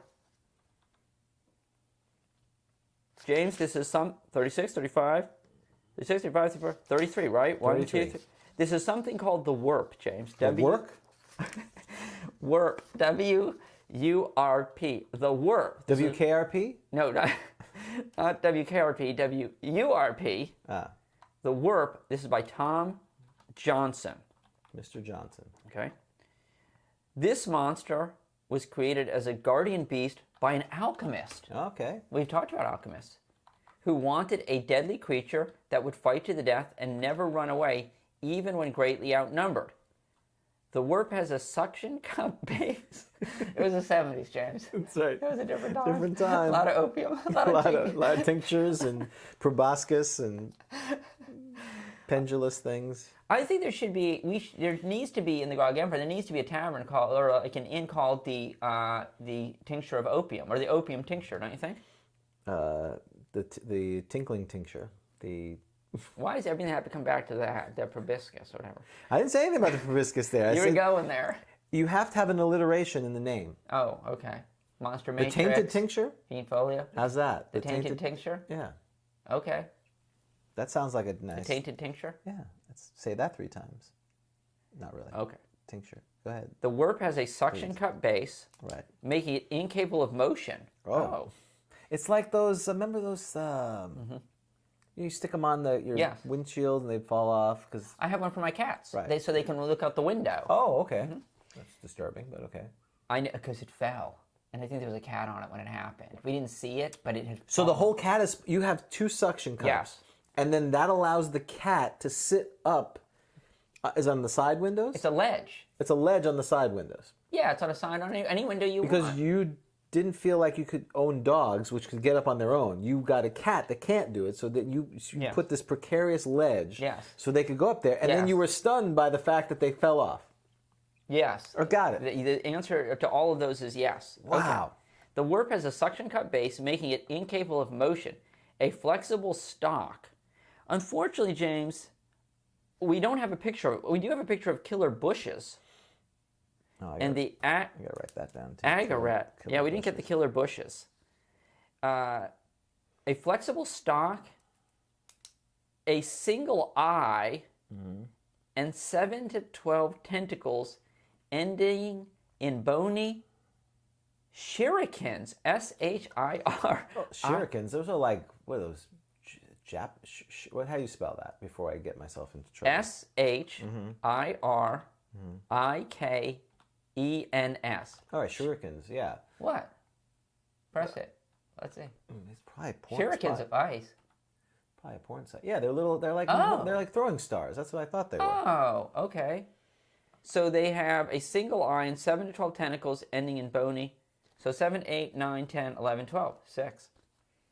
They may only attack as many times as the possess arms. As they possess arms? No, as the possess arms. The shurikens will regenerate in 1 to 3 months. If charmed, they will stay charmed permanently. Okay. So, where do I put that? Do I like put them through my house? Like a suction, like at the front door? Yeah, or you put it on the wall, like you said. That's right. On the fridge. Right on the fridge. Stay out. Stay out. This is my food. The new diet. Hey, it'll protect my eye stones at night. So when I go to sleep, can I put it on my head? Someone's messing with me because you could see if a shuriken was launched and it's regenerating, someone was messing with you. Wait, what do you mean launched?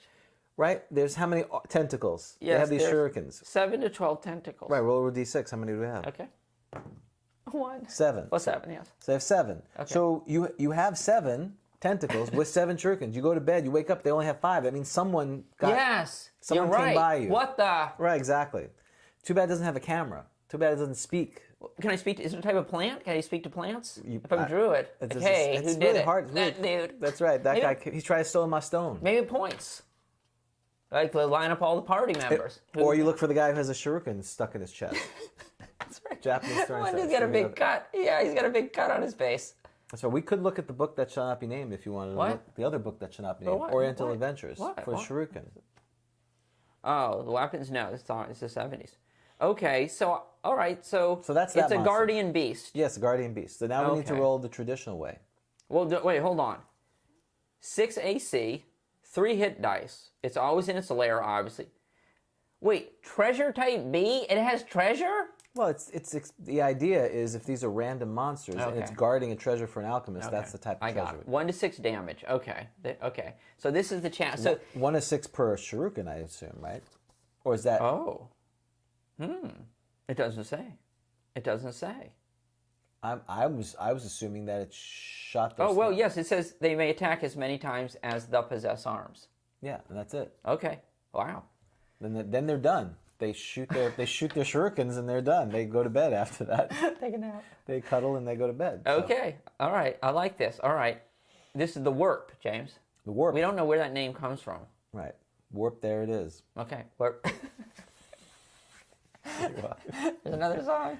Why aren't you writing, I gotta write that why aren't you too. writing that down? Because I don't have time for all these. No, Wurp. that was not as Wurp. There it is. That's terrible.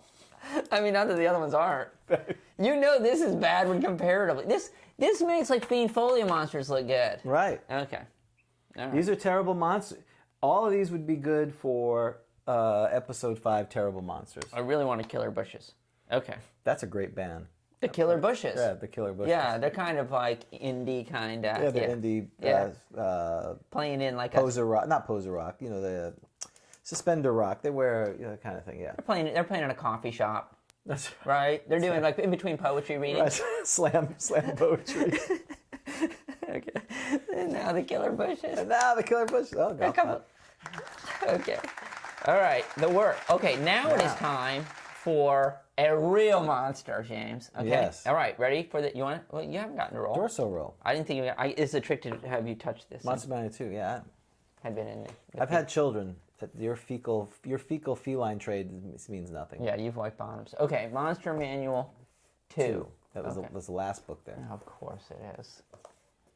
All right, now, yeah, I don't need your chart. It's not I- my chart. It was from the Flipping and Turning, which I is... am the chart. Okay, I need a D10, sir. I know you need a D10 because it's in the thing. 5. Okay. Oh, we're not in the dungeon, James. Do you know where we are? We're outdoors. That's correct. You know why I know that? Because I'm reading from the magazine. James, that chart seems very useful. It does. Yes, where can it be found? You can find it here in Flipping and Turning, issue 4. And, Brought to sorry, you I by. work hard to do that. Brought to you by M&M. Okay. We just need product placement. Why do we have no one wanting to advertise on our show? Like, I watch these other videos, other podcasts, James, on YouTube, and they have, like, you know, I got to sit through, skip, you know, eventually I can skip the ad. We have none of that. Okay. We are outdoors. You are correct, sir. I need you to roll a D. Would you like me to roll a D6? I see that you are. Yeah, roll a D6. Oh. Okay. F5. So, James, we are in the tropical and subtropical. We are in this tropical and subtropical wilderness. I will now roll a D6 to see where exactly we are in this tropical, subtropical wilderness. I rolled a 4. James, we are in the swamp and marsh. So this could be very interesting. And we now roll a D8 and a D12 to get the bell curve. We That's have a a 10. Mm-hmm. This, James, we are, oh, wow, a large scorpion. Now, this is interesting. You know, they're still together. They are. They're never, well. I never saw them back in the day. Did you? I didn't either. That's, I liked them. I didn't love them, but Okay. I kind of was disappointed. Okay, moving on. James, we have a controversy. Okay. You remember the large giant? We rolled one of these, and then we switched it. Right. And so the question is, have we basically done both of these? Sort of. I feel like we have. We have done both. We talked about the scorpion. Right. Okay, so it's a re-roll? It is a reroll. Oh. I believe so. I believe so, too. It is a... Ooh, 17. Or was that Yes, you were right. It is a 17. This should be something very interesting. Syphil. That sounds like a disease. Syphil? Is this a... I'm sorry. Is this a disease chart? See, You'll need a tincture to cure that syphil. What is it? I did a tincture and I got a syphil. Cifal. This is screaming Monster Manual 2. Yeah. What would you get? Okay. I'm guessing Monster Manual 2. Let's see if this is Monster Manual 2. Is this Monster Manual 2? No, but. Oh, that was is a fiend. Well, then it's clearly a fiend folio. No, the dice don't lie. Syphil sounds so. Why do I have 2 players? Does it give you syphilis? Ooh, that would be the 70s. The syphil. Oh my gosh, James, it's not in here. The dice don't lie. Is it really fiend folio? Wow, I don't know. Didn't it sound Monster Manual? It sounded too? Monster Manual. It did. It didn't sound White Dwarfish. White Dwarf Reject. Syphil. Syphil. How do you spell that? C-I. What if we Oh, it can't- is. It is. It is. The dice don't lie. Absolutely. Thank you. Thank you, Grogtalk. So is the butt on the Fergie dice meaning no, but it is ridiculous? Yeah, it is ridiculous. Yeah. It could easily be. Okay. We're on page 19. Oh, yes, now I remember these things. Oh, that's a great drawing of the coffer corpse, isn't it? Yes, that was great. The syphil looks... And what I do appreciate is on the club neck, what do I like about the picture with the club neck on the upper right? You see the victim. Yes. How the club neck will be used. Yes. So we have now checked the box on... we complain about the length is long. We discuss other monsters. We did that. So we are true to form. Excellent. You know, the club neck is based. The club neck, I think. Number one, the club neck. Okay, look at the club neck. Number one, it's a muted form of the ostrich. It looks like a giant ostrich, right? Look how big it looks on the picture. Right. You know what its size is? Medium. That's not make sense. Who is that guy? Right. Is he a Lilliput? He is he's got Lilliputian? a little dagger. He's a small man. He's a wee small man being attacked by a big bird. But it's medium. On Okay. page 19 of the Fiend Folio. But we're talking about the syphil. That's right. Okay. The syphil, the name is Oh, it's an acronym. acronomic. Acronomic, yes. Acronomicon. The Acronomica. Is it a convention or a band? Acronomica, that's right. And now, Acronomica. From Sweden. From Swedish death metal legends, Acronomicon. That's good. Okay, the name. It could be playing Acronomicon, the convention. That's it. Oh, so yeah, so it is an acronym. So it is an. It's like one of those bad '80s Chum. Remember Chud? Wasn't there that horror movie Chud? Chemically something. Bad. Remember, it was against Dungeons and Dragons. Right. What was bad? What was the bothered about Dungeons and They're Dragons. just It was what I bothered. like about that is they're just kind of bothered. They're like, look, My son allegedly committed suicide, but I'm only bothered. Yes, by it. I'm not really upset about Right. it. I'm just bothered. I guess they didn't go with pissed about it, Right. or angry for verklempt about it, bad. Do you think they had that conversation? Like, yeah, but bad sounds better. Yeah, but bothered, not just bothered. We're pissed. Well, but pads doesn't sound good. All right. So they couldn't be mad. Right, mad was already taken. That was right. We should have been there too late. The syphil. The name is acronymic of, quote, colonial insect formed artificial life. That's right.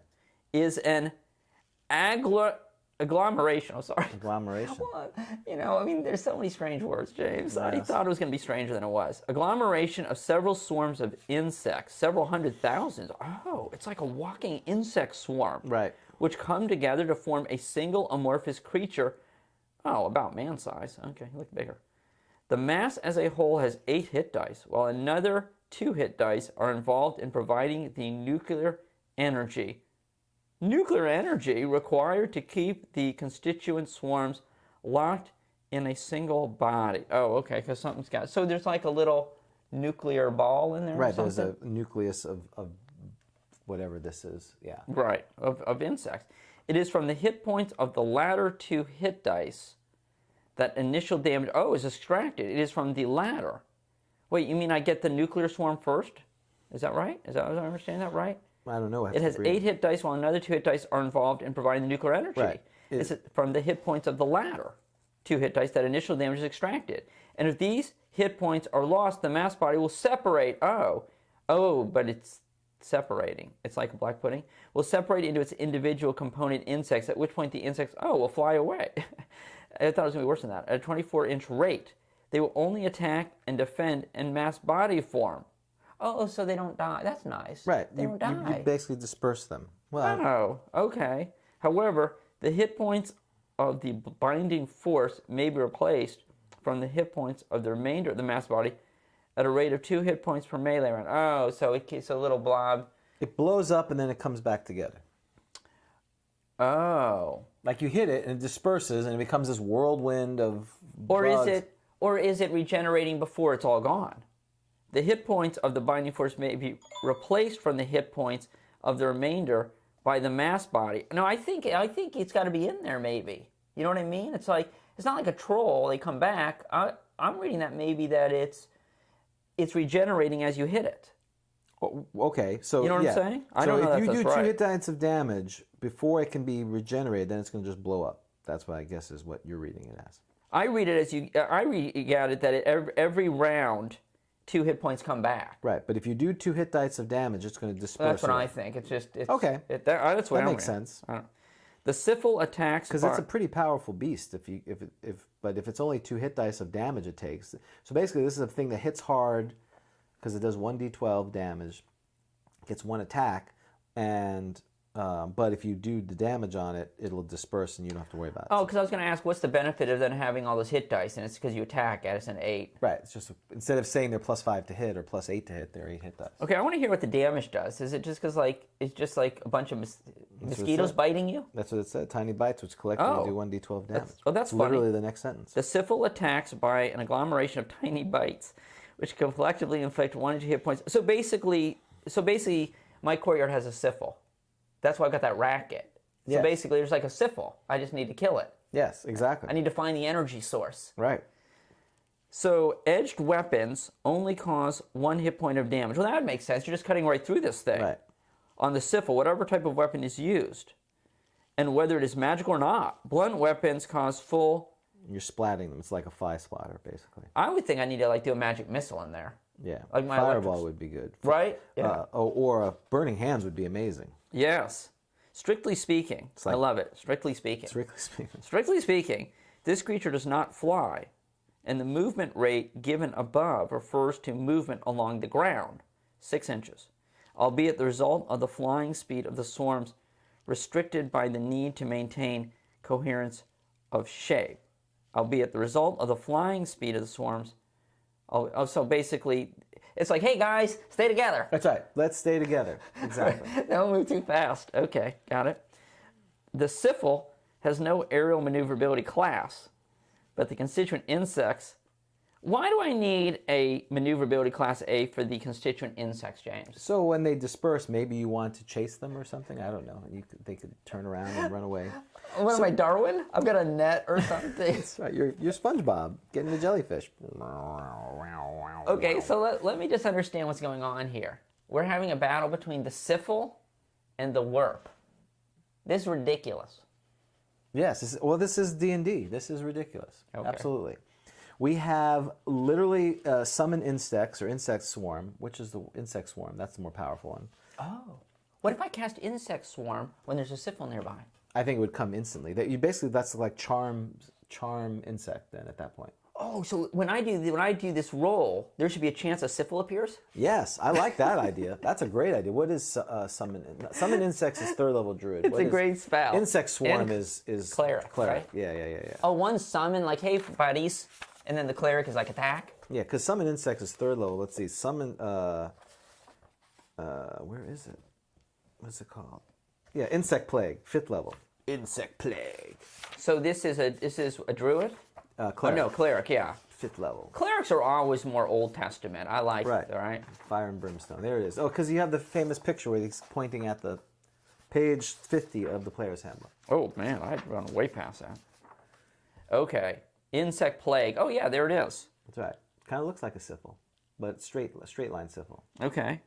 So, a horde of creeping, hopping, and flying insects swarm in a thick cloud. That's the difference. It has hopping and creeping, not just flying. Yeah. So the question is, and don't they do what they... Oh, no, they just sort of attack at whoever's nearby. Right. I love this spell. Ed turned me on to this spell. He's like, insect plague. I'm like, what? Tell me. It's great. So... Because if people freak out, they run away. If they're orcs and stuff, it's rare. What's the rare? What I would say is, I like things to make sense, right. even if they don't. So I would do the rare percentage. That if you do insect plague, a Syphil shows up. 4%, is it right? Did I say 4% for rarity? That sounds good to me. How do you like your steak? Okay, so where the heck is frequency? Frequency, yes. So rare is...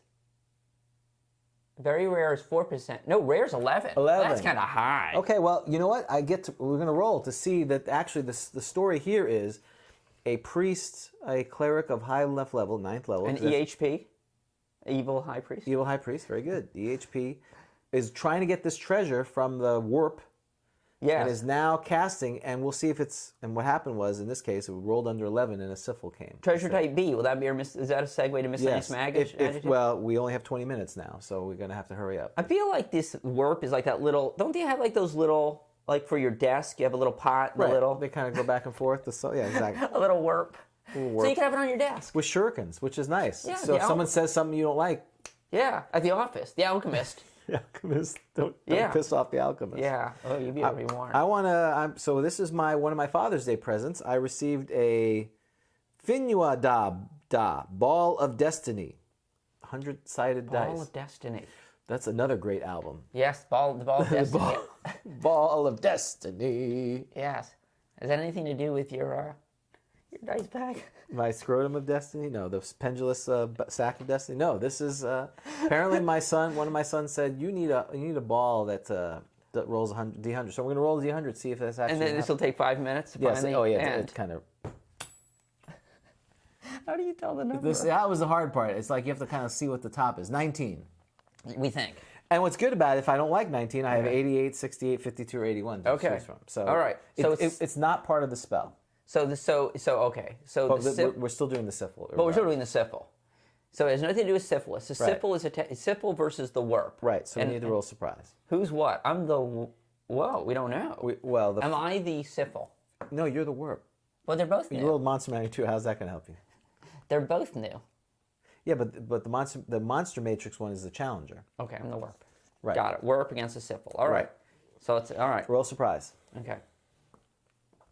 So many dice. Even though you're sleeping, how could you be sleeping on the job? You have one job: protect the treasure. Yeah, the Wurp. How can I be surprised? 6. You are. You're surprised for one segment. The Wurp. I was sleeping. You're sleeping on the job. Ah, No, I think you can never be surprised. What did it say? The Wurp? Didn't it say something about you can't... You fight to the death, that's all. I fight to the death. Yeah. Maybe I'm turned around. You never run away. We can't run away. You have a suction. You have a suction cup. I have eyes. I have one eye.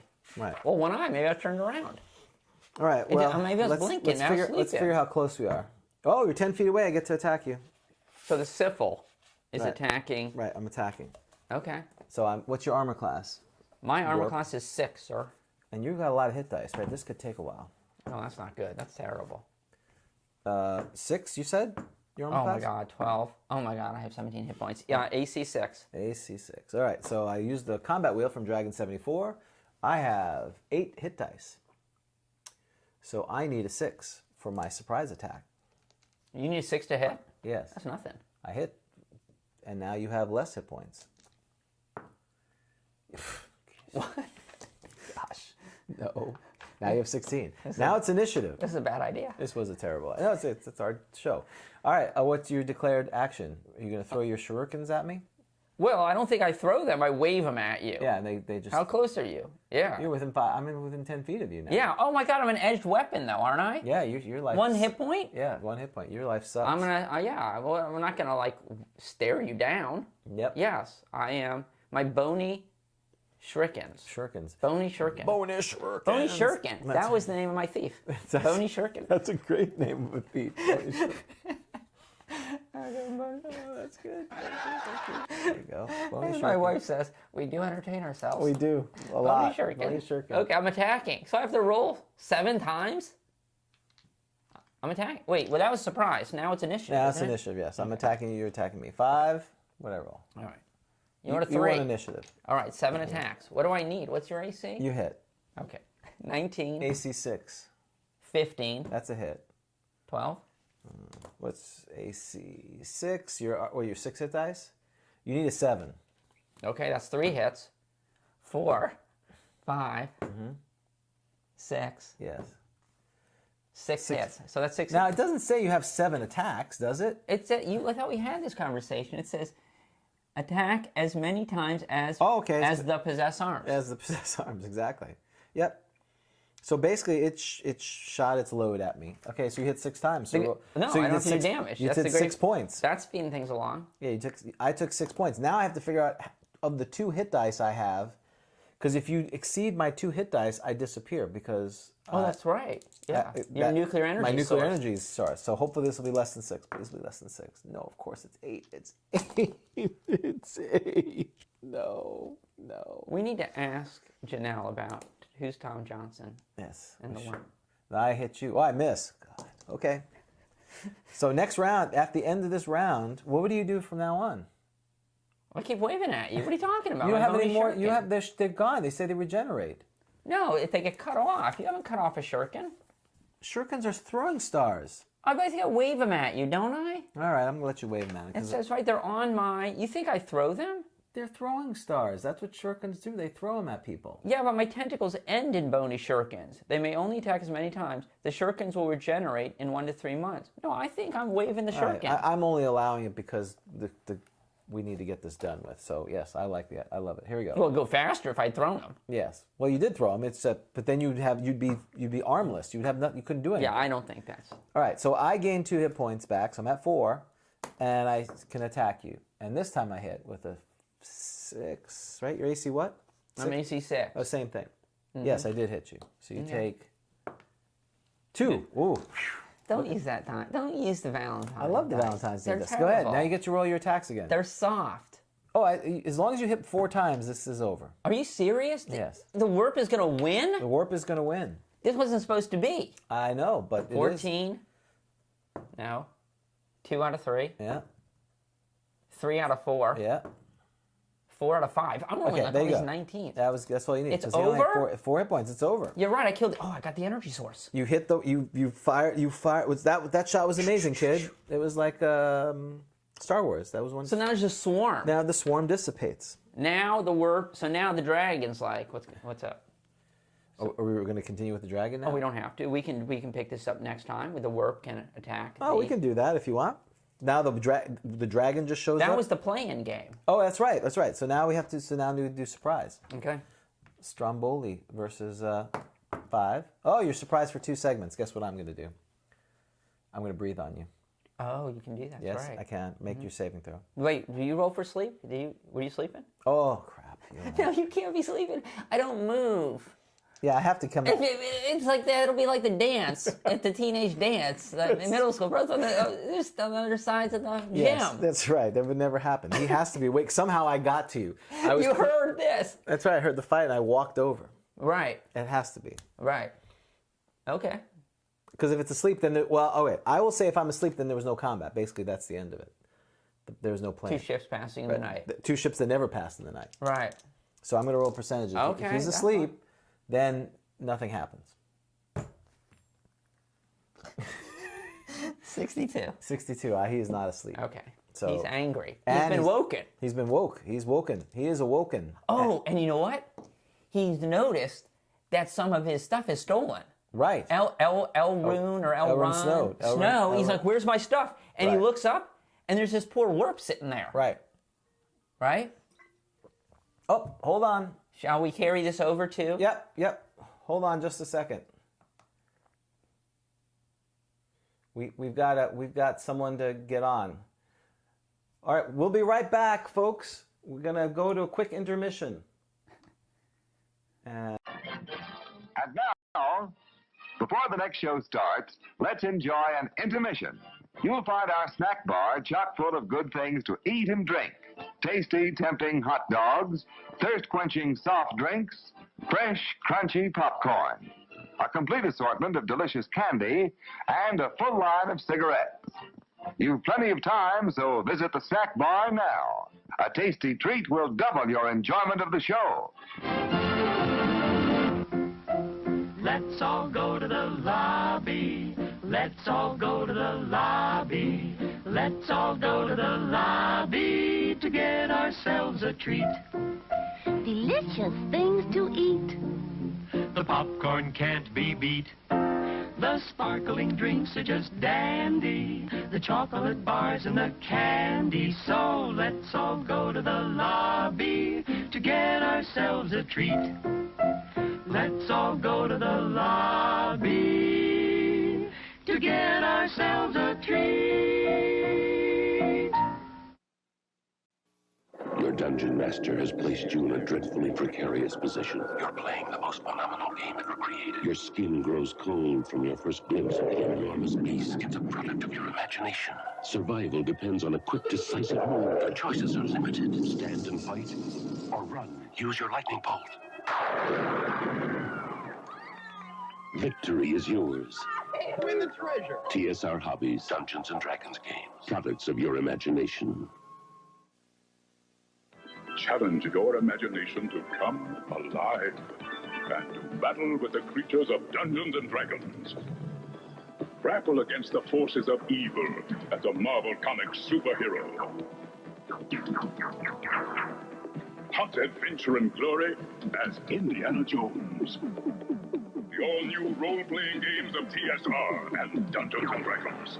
Unleash the power of your imagination. You are the player, and the arcade is the arena. You focus your mind and propel yourself into a universe where you're the master of your destiny for as long as you can keep the trip going. This is the arcade experience. We're ColecoVision. We bring the arcade experience home with games like Donkey Kong with multiple screens, arcade controls, and arcade graphics that let you have the arcade experience at home because your vision is our vision. ColecoVision.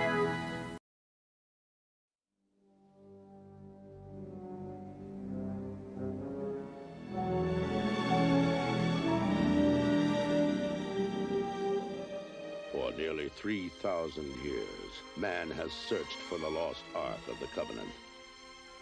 The Bible speaks of the Ark leveling mountains and laying waste to entire regions. Not something to be taken lightly. No one knows its secrets. Jones, do you realize what the Ark is? It's a transmitter. It's a radio for speaking to God. An army which carries the Ark before it is invincible. The Ark is their Eternis. Then it is something that man was not meant to disturb.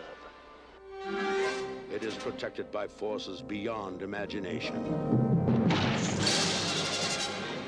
It is desired above all treasures on Earth by those who are good, trust me, and those who are evil.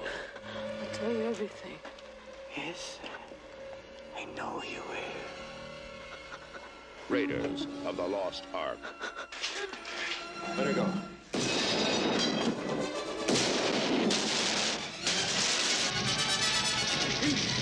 We have no time. If you still want the Ark, it has been loaded onto a truck for Cairo.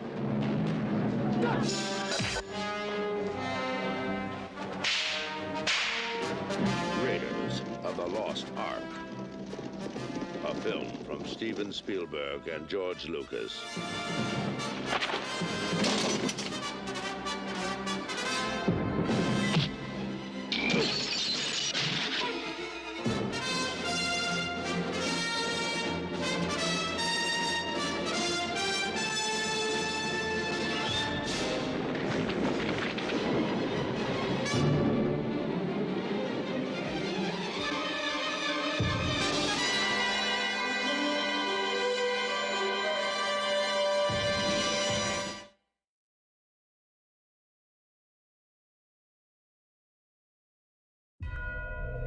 The Beholder, the Beholder.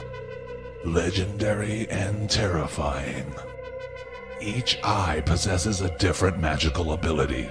The main eye projects an anti-magical cone, and the other eyes have different spell-like abilities, including disintegrate, flesh to stone, cause fear, cause death, and others. Many variant beholder species exist, such as observers, spectators, eyes of the deep, elder orbs, hive mothers, and death tyrants. In addition, some rare beholders can use their eyes for non-standard spell-like abilities. These mutant beholders are often killed or exiled by their peers. Beholders wishing to cast spells like ordinary wizards relinquish the traditional use of their eye stalks and put out their central anti-magic eye, making these beholder mages immediate outcasts. Beholders are one of the few classic monsters that have appeared in every edition of the game since 1975. The Beholder is a formidable enemy and should not be taken lightly.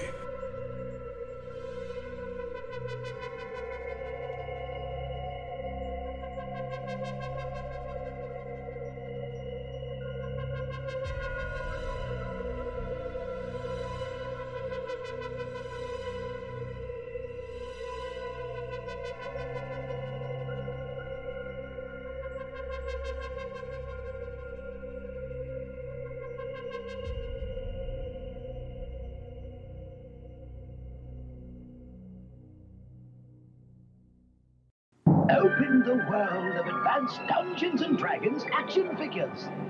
Strongheart, Bronze Dragon, Morlock, Nightmare.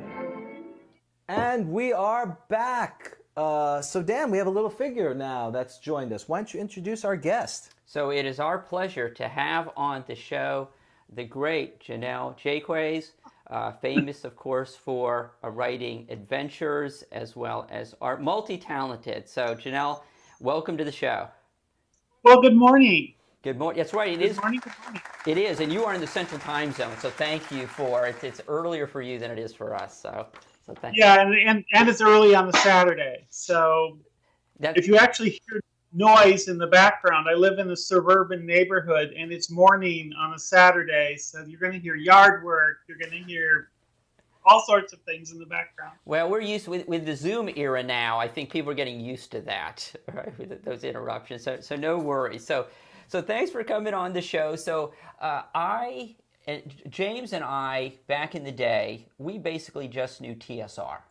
But now, like many people with this old school renaissance or revival, we've started learning about materials that we didn't know about back in the day. And one of the things that I continued to see over and over again was your name and your adventures. And that's how I came to know about your material. And so for people that don't know you, you of course wrote adventure. You wrote the Dungeoneer magazine, which we'll talk about back in the day, one of the very earliest fanzines for D&D. And then you worked for a year for Judges Guild and wrote some very highly regarded adventures, and then on to a video game design. And you also, of course, have done great artwork. But so, I know you've told this story many times, but can you take us back to, I know that you were in college when you discovered D&D, and I noticed something that you had said on an interview recently, which I thought was very interesting. You talked about the Lord of the Rings and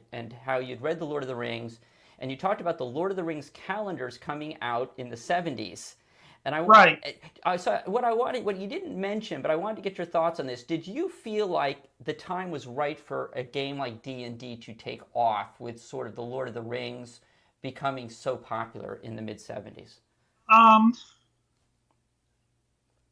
Yeah, I would say so. I mean, my brother and I had been making up games that were essentially role-playing games without rules for years. It was just how we did our play when we were children. So I was always into things, I'll call it, some young adult fantasy, children's fantasy. Was starting to get into, I was into science fiction in high school, and then my dad actually had a Conan the Barbarian book that got me hooked on that. So I was already really deeply engrossed in like Edgar Rice Burroughs, anything I could get from him. And the older fantasy works that came from, the 60s, 70s, and before, so Fafhrd and the Grey Mouser. By the time I was in high school, I was collecting there was Fafhrd and the Grey Mouser comic books, at least a very short amount from DC. There was all the books. But what we were finding a lot of heroic fiction, but there wasn't any, it was very hard to find anything that was pure fantasy, like Lord of the Rings.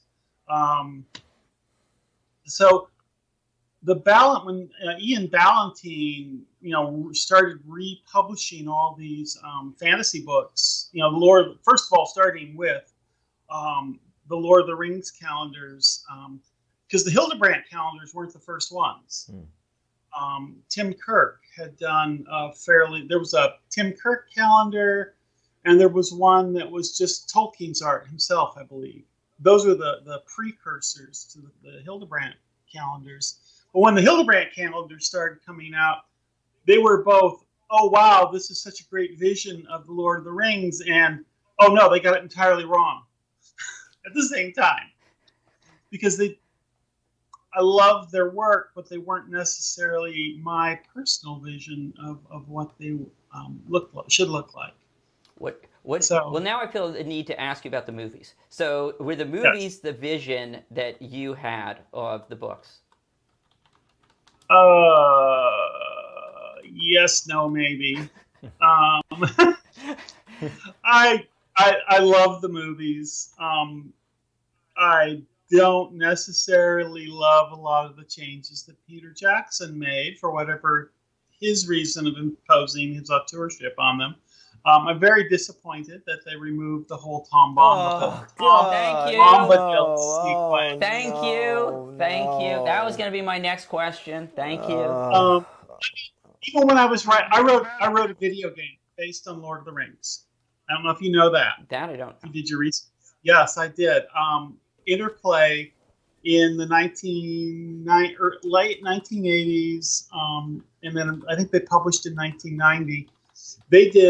They got the license. Remember, Lord of the Rings licensing was all messed up during that time period. They got the license to do a game based on the Lord of the Rings. It kind of came in left-handed by the earlier film versions of the Lord of the Rings, the animated one. So I got the job to write the content and design the game for the first one, Lord of the Rings Volume 1. And it was originally supposed to go on the Commodore 64 and a very, very early IBM PC game systems. So I got no direction from that, so I ended up just writing more content than would fit into. I wrote enough to create an MMO. There was that much content. So they actually produced the Reader's Digest version of what I created. But one of the sequences that was very important to me when I was designing this game was the whole Tom Bombadil sequence. The haunted forest that they leave Hobbiton and go into, being eaten by the tree, the Barrow Whites beyond. That was gone too, that whole thing in the Barrow White tombs. So, yeah, I was kind of disappointed by that. And then there was all this extra content added on. Yeah, so, yes, James is not a fan. I am a fan. I keep telling James... I have 2 books of The Lord of the Rings. There's one that's conspicuously absent. Okay. Which of the 3 books... Sorry, our interviews kind of go the way our show goes. It goes a bit off the rails at times. Which of the 3 books is the best, in your opinion, Jim? Fellowship of the Ring. Thank you. I'll give her a ding ding. I'm a Fellowship. I'm a Tom Bombadil. Yes, if I want to read long prose for pages at a time and nothing happens, yes, those are wonderful books. But when I was it's full of character setup and development, and it's like the best. Thank you. Okay. She probably also likes gnomes. She probably does like gnomes. Not garden. Okay. All right. So tell us about Lord of the Rings. So you're a Lord of the Rings fan, and your brother was a game. You weren't the Avalon Hill person. Your brother. I had a few Avalon Hill games, but my brother still is. He's retired from the post office these days, but he's still a gamer. And he was your younger brother. He's younger than you, right? Younger brother. Because it's your. I don't know this. I don't understand this retirement thing. So how is it that your younger brother is responsible for you getting into D&D? All right, my younger brother was really into the Avalon Hill strategy board games, the military strategy board games. And he subscribed to their magazine called The General, Avalon Hill's General magazine. Well, it's no different then than it is now, that if you get on one mailing list, you're on everybody's mailing list. And Metagaming Concepts in Austin, Texas, sent my brother a sample of their magazine, which was issue number 2 of the Space Gamer.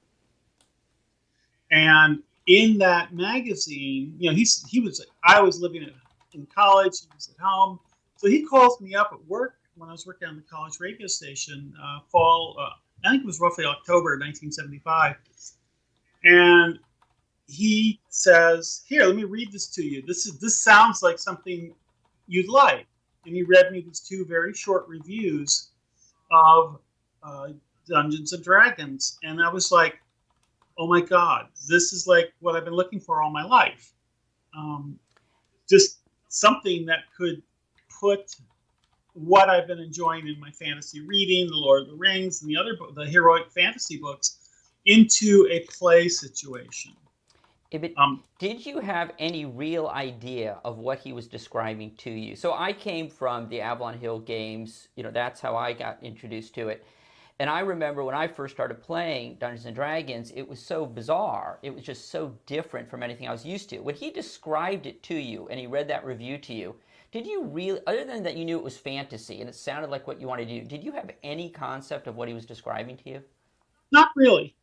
Not really, because the whole concept of a type of gameplay that wasn't on a board was kind of alien to us at the time. And so what happened next? So you want it, and I assume you assume you're going to order it. Yeah, the next thing I ended up doing. Well, there was 2 things that happened next. One of them was I ordered copies of the game, and I think some of my friends did too. My brother ordered a copy of Tunnels and Trolls because it was cheaper. This is the old Tunnels and Trolls that was literally mimeographed and then stapled together. And then the other thing they said was, hey, we need artwork for our magazine. And so I just started taking ink sketches or sending them ink doodles, and Metagaming started publishing them in the Space Gamer, and I took rather than taking their 50 cents or whatever it was per image, I went and took the store credit, which was twice that, and used it to buy more games. So I ended up getting more, Blackmore and some of the other extensions that came out from TSR and the Dice and more games. I think I ended up getting White Bear Red Moon, the board game from Chaosium about Rune that was a precursor to RuneQuest. So I got a number of my early gaming fix through Metagaming as store credit for doing artwork for their little magazine. Oh, wow. And you said this changed your life, this event. It changed my life because, well, at that point, I was a sophomore in college. Let me see, at that point. No, I was a junior in college, even though I was only my third semester. I was probably aiming towards a career in art, probably commercial art of some kind eventually. And it literally brought into focus these people who needed artwork that weren't comic books. I mean, my dream as a child was to become a comic book artist and writer. That was one of my fantasies. So it did change my life. It opened up a new venue for where I could probably go with a career. And I started cranking out artwork, and Metagaming became my first commercial client within the next year. And tell us about, when your first game, so I know that you've got Tunnels and Trolls that your brother has gotten. You've got D&D. I assume we're obviously talking OD&D, original D&D. We're talking white box. So you got, right, so a white box arrives. Well, actually, what arrived first was Greyhawk. Why? That seems odd, right? Because that's the supplement, right? I mean, that's not telling you much of anything. Oh, is she frozen? Yeah, a little bit. She locked up for a second. Hold on. Hold on. Yep. Are you there, Jennell? Sorry, we missed. You got skipped. You back?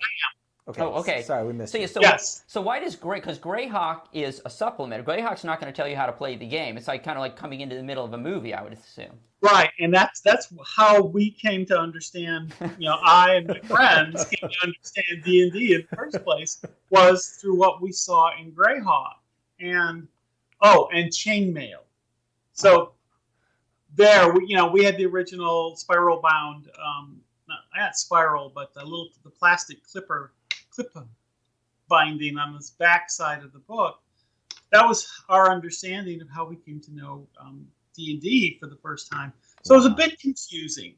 Yeah. How did you figure it out? I mean, Chainmail has got miniature rules. I mean, are you thinking, we need miniatures and we've got to play with it? We did get miniatures, but it was a lot of this whole fighting as 5 men or fighting, where the monsters were given equivalents of being worth certain types of human units in play. So yeah, it was kind of confusing.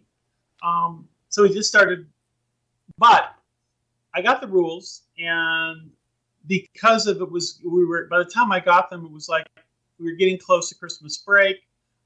I was in prep to go on an art trip, college art trip in January. So I was gone. I was out of the USA for a month in January. And while I was gone, the rules arrived, and I think either my roommates or one of my friends was able to get them out of the college mailbox at school and get their hands, or maybe they were delivered to my brother and somehow they got them from him, but they had the rules a month before I did. My copies of the rules. Did that? Well, at least you're not bitter. Did that upset you? No, not really. Okay, but they get to figure it out.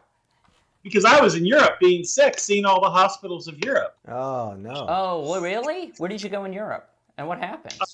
We went to London, went to Paris, to Geneva, Milan, Florence, and Rome. And in Rome, I started exhibiting symptoms of, drum roll please, the measles. Oh, wow. Oh, had you not been vaccinated?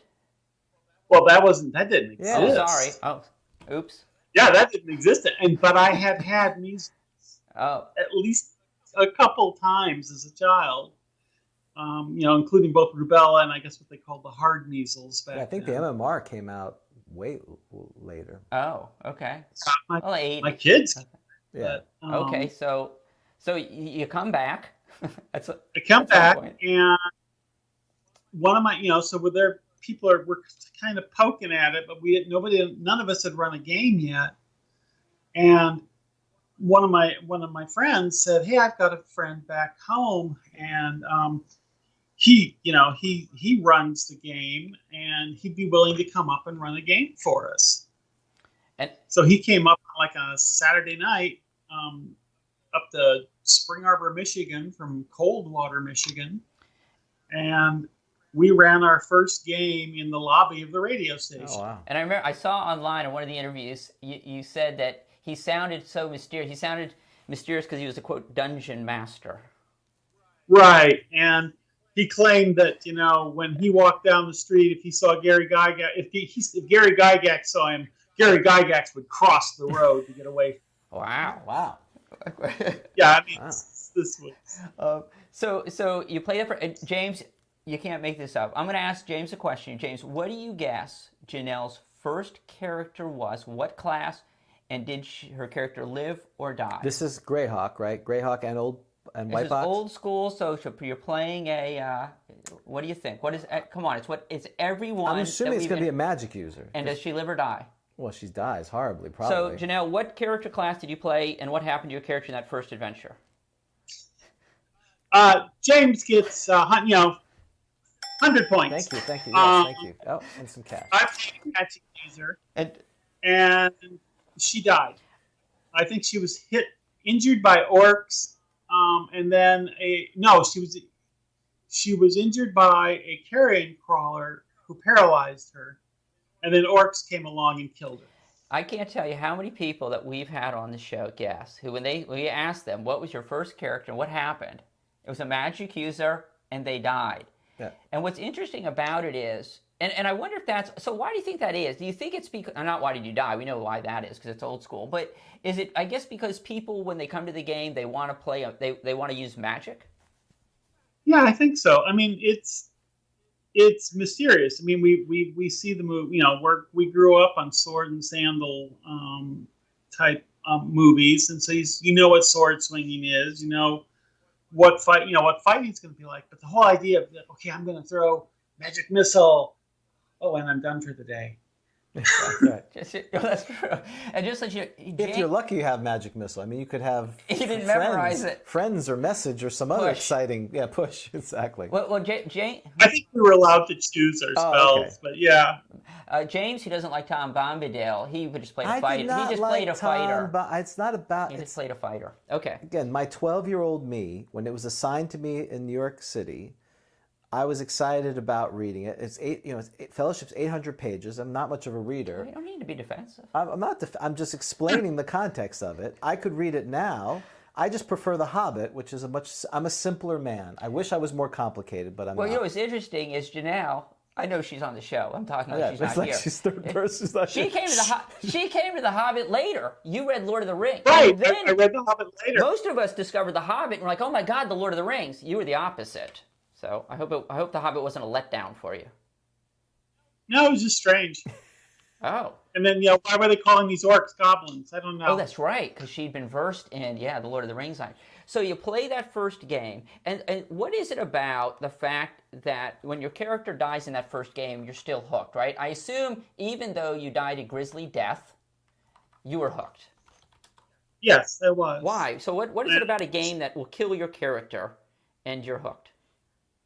Well, I don't know, because maybe I wanted to do it to other people now, because most of my playing afterwards became as a dungeon master. Yeah. Okay, so that explains why you became a dungeon master. I mean, I played, but a lot of my characters afterward, I don't even remember the name of that first character. In fact, I think the DM took my character sheet from me afterwards. Tore it up.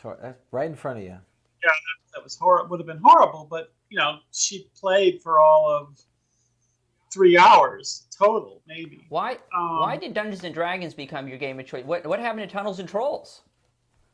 I didn't have the rules. Those are my brothers. I got you. Oh, okay. Oh, that's right, because you were in college and he was in high school. I was in college and he was in high school. Got it. Yeah, Got it. And there really was nothing else for us, at least, until the summer of 1978 when RuneQuest came out. And I think I picked up Traveler before then, but it just the science fiction stuff, the way it was presented, just wasn't for me. And in 1976, so this is 1976, right? 75 is your Christmas year. Yeah, 76 was my first game, like February of 76. That's roughly when I think it was. And then in June of 1976, The Dungeoneer comes out, your famous magazine, fanzine. I have mainly one question for you. What were you thinking? So you're in college. You're in college. This is so we've learned from your mistakes, Jennell. Have we learned? We have, because we've hired an editor to do all of our work for us. This is our flipping and turning, our local fanzine that we put out quarterly. You're in college. Well, that's why I should show it to you, because you're on a different camera than the camera that we have. So, yes, we have all our fans, the folks of our show, they contribute to this, and we put it out quarterly. But we don't do it because we delegate. So again, I ask, what were you thinking? Well, let's flip back a little bit. A little bit of personal history here. In high school, I was involved in doing my school newspaper and the school yearbook. So layout skills, I knew them. And then in college, I actually ran at the end of my freshman year. I ran to be the editor of the school newspaper, the student newspaper on campus. I lost the election, but I still participated and worked on the newspaper, including doing all the production setup for the first couple issues over the summer of 1975.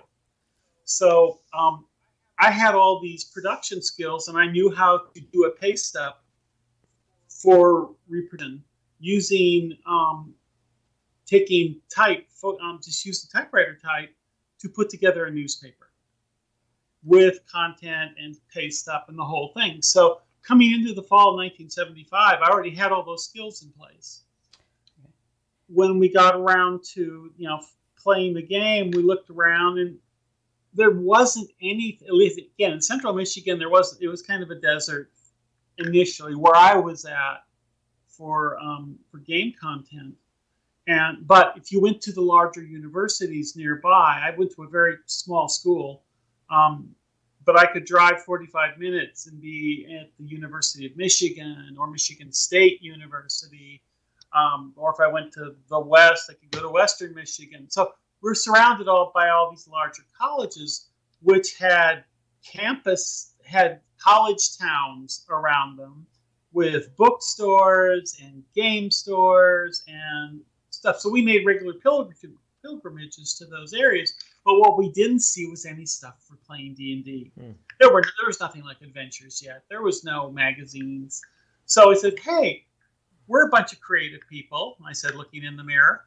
And why don't we make our own, take our own ideas that we've been having here and make our own little pub magazine for it, or fan magazine. A couple of my friends thought that sounded like a good idea. I don't think they realized what they were getting signing into. themselves up for it. But, so we came up with an idea for the magazine. We called ourselves the Fantastic Dungeoning Society, not thinking that the acronym FDS was also the acronym for a popular feminine deodorant spray at that time. So it was better known as FDS. And so we started it. We came up with the ideas and what we were going to do with it. And then I wrote to TSR and said, hey, if we create a fan magazine and use this name, are we stepping on your feet in any way? Are we using your trademarks? Are we, we're going to be in trouble? And we got a letter back. I think it was from Mike Carr.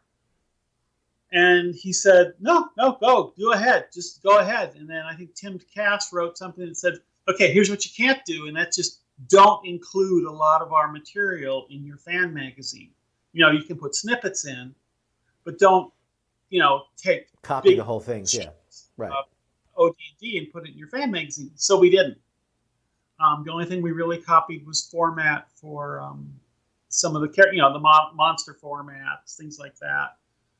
And so we started production on it. One of my friends, Mark Hendricks, he wanted to be a fiction writer, so he created an article or a story called The Arcane Elders. We came up with some monsters we've been playing around with, and said, hey, what about a game adventure in it? Because I think by this point I may have seen Alarms and Excursions, the Apazine. I'm not certain. I can't remember exactly. But nobody was publishing game adventures. Yeah.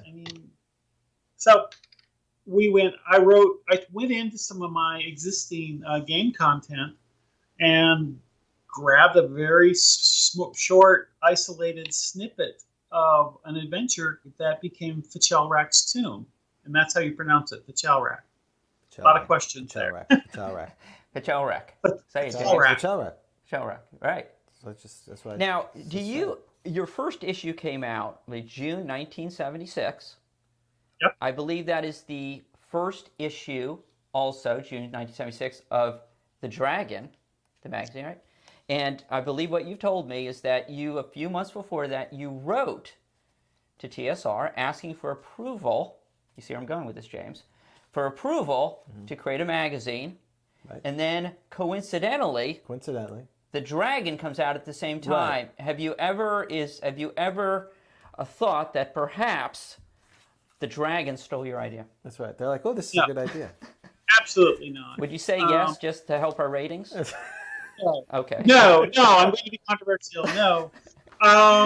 No, what happened was they've been producing Strategic Review. Strategic Review. Yeah. Strategic Review for some time. Yeah. The Strategic Review, TSR. So I had already acquired I already had a subscription to that. And I had acquired most of the content. And I think Tim let me know, we're looking for artwork for it. Okay. We're looking for content. So I submitted just a raft of little sketches. And one of them ended up in the first issue of Dragon. And which sketch was it that made it in the first issue? I looked at the first issue and I couldn't figure it out easily. It's a little wizard character. It's very small. Oh, okay. Did you sign it? Do you know? Possibly. Okay. We can find it then.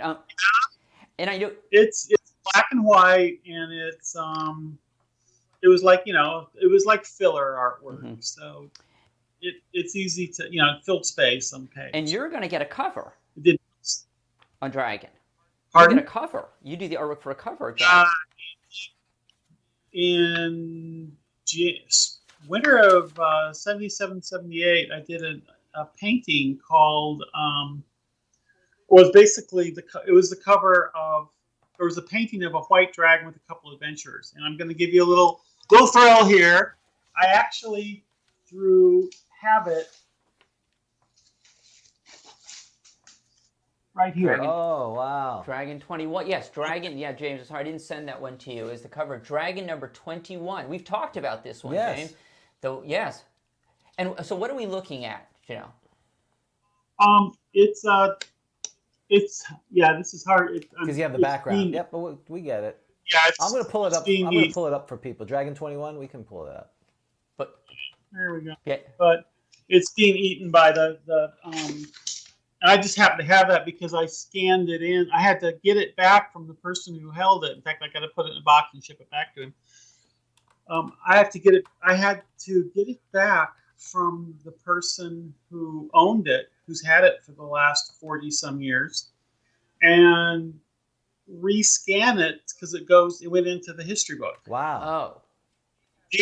I had taken a 35 millimeter slide of it back in 1978 because that's what I sent to TSR initially for that they were going to use, and then they asked for the full artwork in return, for it. But I had scanned in that slide, and it had been included in the whole artwork I'd originally submitted to go with the history book, and they filled the whole damn page with it, and the resolution on it was so shitty. Pardon me, was so bad that they said we need a higher res scan. So I actually had to get the artwork back, scan it in, color correct it, and then give it back to Goodman for the book. So I'm not certain what the original question was now. No, that's right. So did you get? So how did you feel when you saw that cover? How did you feel? Did you? I was excited. It was not my first game magazine cover. Really? Okay. But it was my first. No, it was my first Dragon magazine, though. Yeah, I had already had one cover appear on the Space Gamer. Okay. Did you and did you get? Did they send you like an extra copy at least of the magazine? Oh yeah, I ended up with copies of them. Okay, you didn't have to buy them. No. Okay, good. Now the Dragon magazine was probably I don't think I had any extras that just my subscription copy. Okay. So Jim Ward was your first subscriber, correct? How does that happen? Okay. The way that when we got ourselves ready to go to print, by the time we were ready to go to print in mid-June, we had been scouring the Wild Hunt, other game magazines, the backside of the General, anywhere that somebody listed their address as I am a gamer and I am looking for other gamers to play with. People did that back then. We put together a mailing list. It was about 100 names. Jim's name was on that list. Oh. And we printed something like 200 some copies of the Dungeoneer. And we sent out 100 free, absolutely free, to just people on the mailing list. The same way that I got my copy literally the same way I got my copy of the Dungeoneer. Or the Space Gamer originally. So we sent this out and said, hopefully some people will like this and subscribe. Jim Ward was the first person to respond. Awesome. And that is great. And so as you had mentioned, and I should mention too that Jim Ward, he becomes a contributor. Mm-hmm. Right. So Jim has he did an adventure, right? He did The Pharaoh's Tomb is in there. He contributes. Lou Pulsifer, I noticed. I was looking through the Dungeoneer Compendium, right, for our viewers, issues 1 through 6, which have been compiled together. And I noticed Lou Pulsifer, for example. You have some really prominent names of people contributing. I know. I remember Lou. I don't know if I cannot remember specifically if he had anything in my 6 issues. I know that Chuck and Chuck. Just a second, Becky. Would you want to bring Naughty Agatha here for a moment? Oh, awesome. Yeah, and that probably needs some explanation. Yes. Because all our viewers are hearing is bring Naughty Agatha. Bring Naughty Agatha. Yeah, this is not we have that warning about demonology. Someone been kidnapped? Part. Yes, that's right. I have her with exactly. So Naughty. Oh, there's Naughty Agatha. Oh, Naughty. Tell us about Naughty Agatha. Okay. My wife had been looking at kitten pictures online. People who were saying it's because it's kitten season right now in the world. Well aware. And everybody was having little litters of kittens that they didn't know what to do with.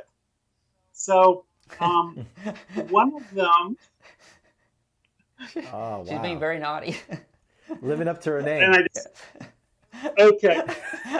My wife didn't take her way there. That's the problem with cats. They don't do what you tell them to do. Yeah. That's awesome. One of the people who said it, basically there was a kitten who during one of our recent heavy rainstorms down here, this kitten had appeared in her backyard. No other kittens, just this one brown and red kitten.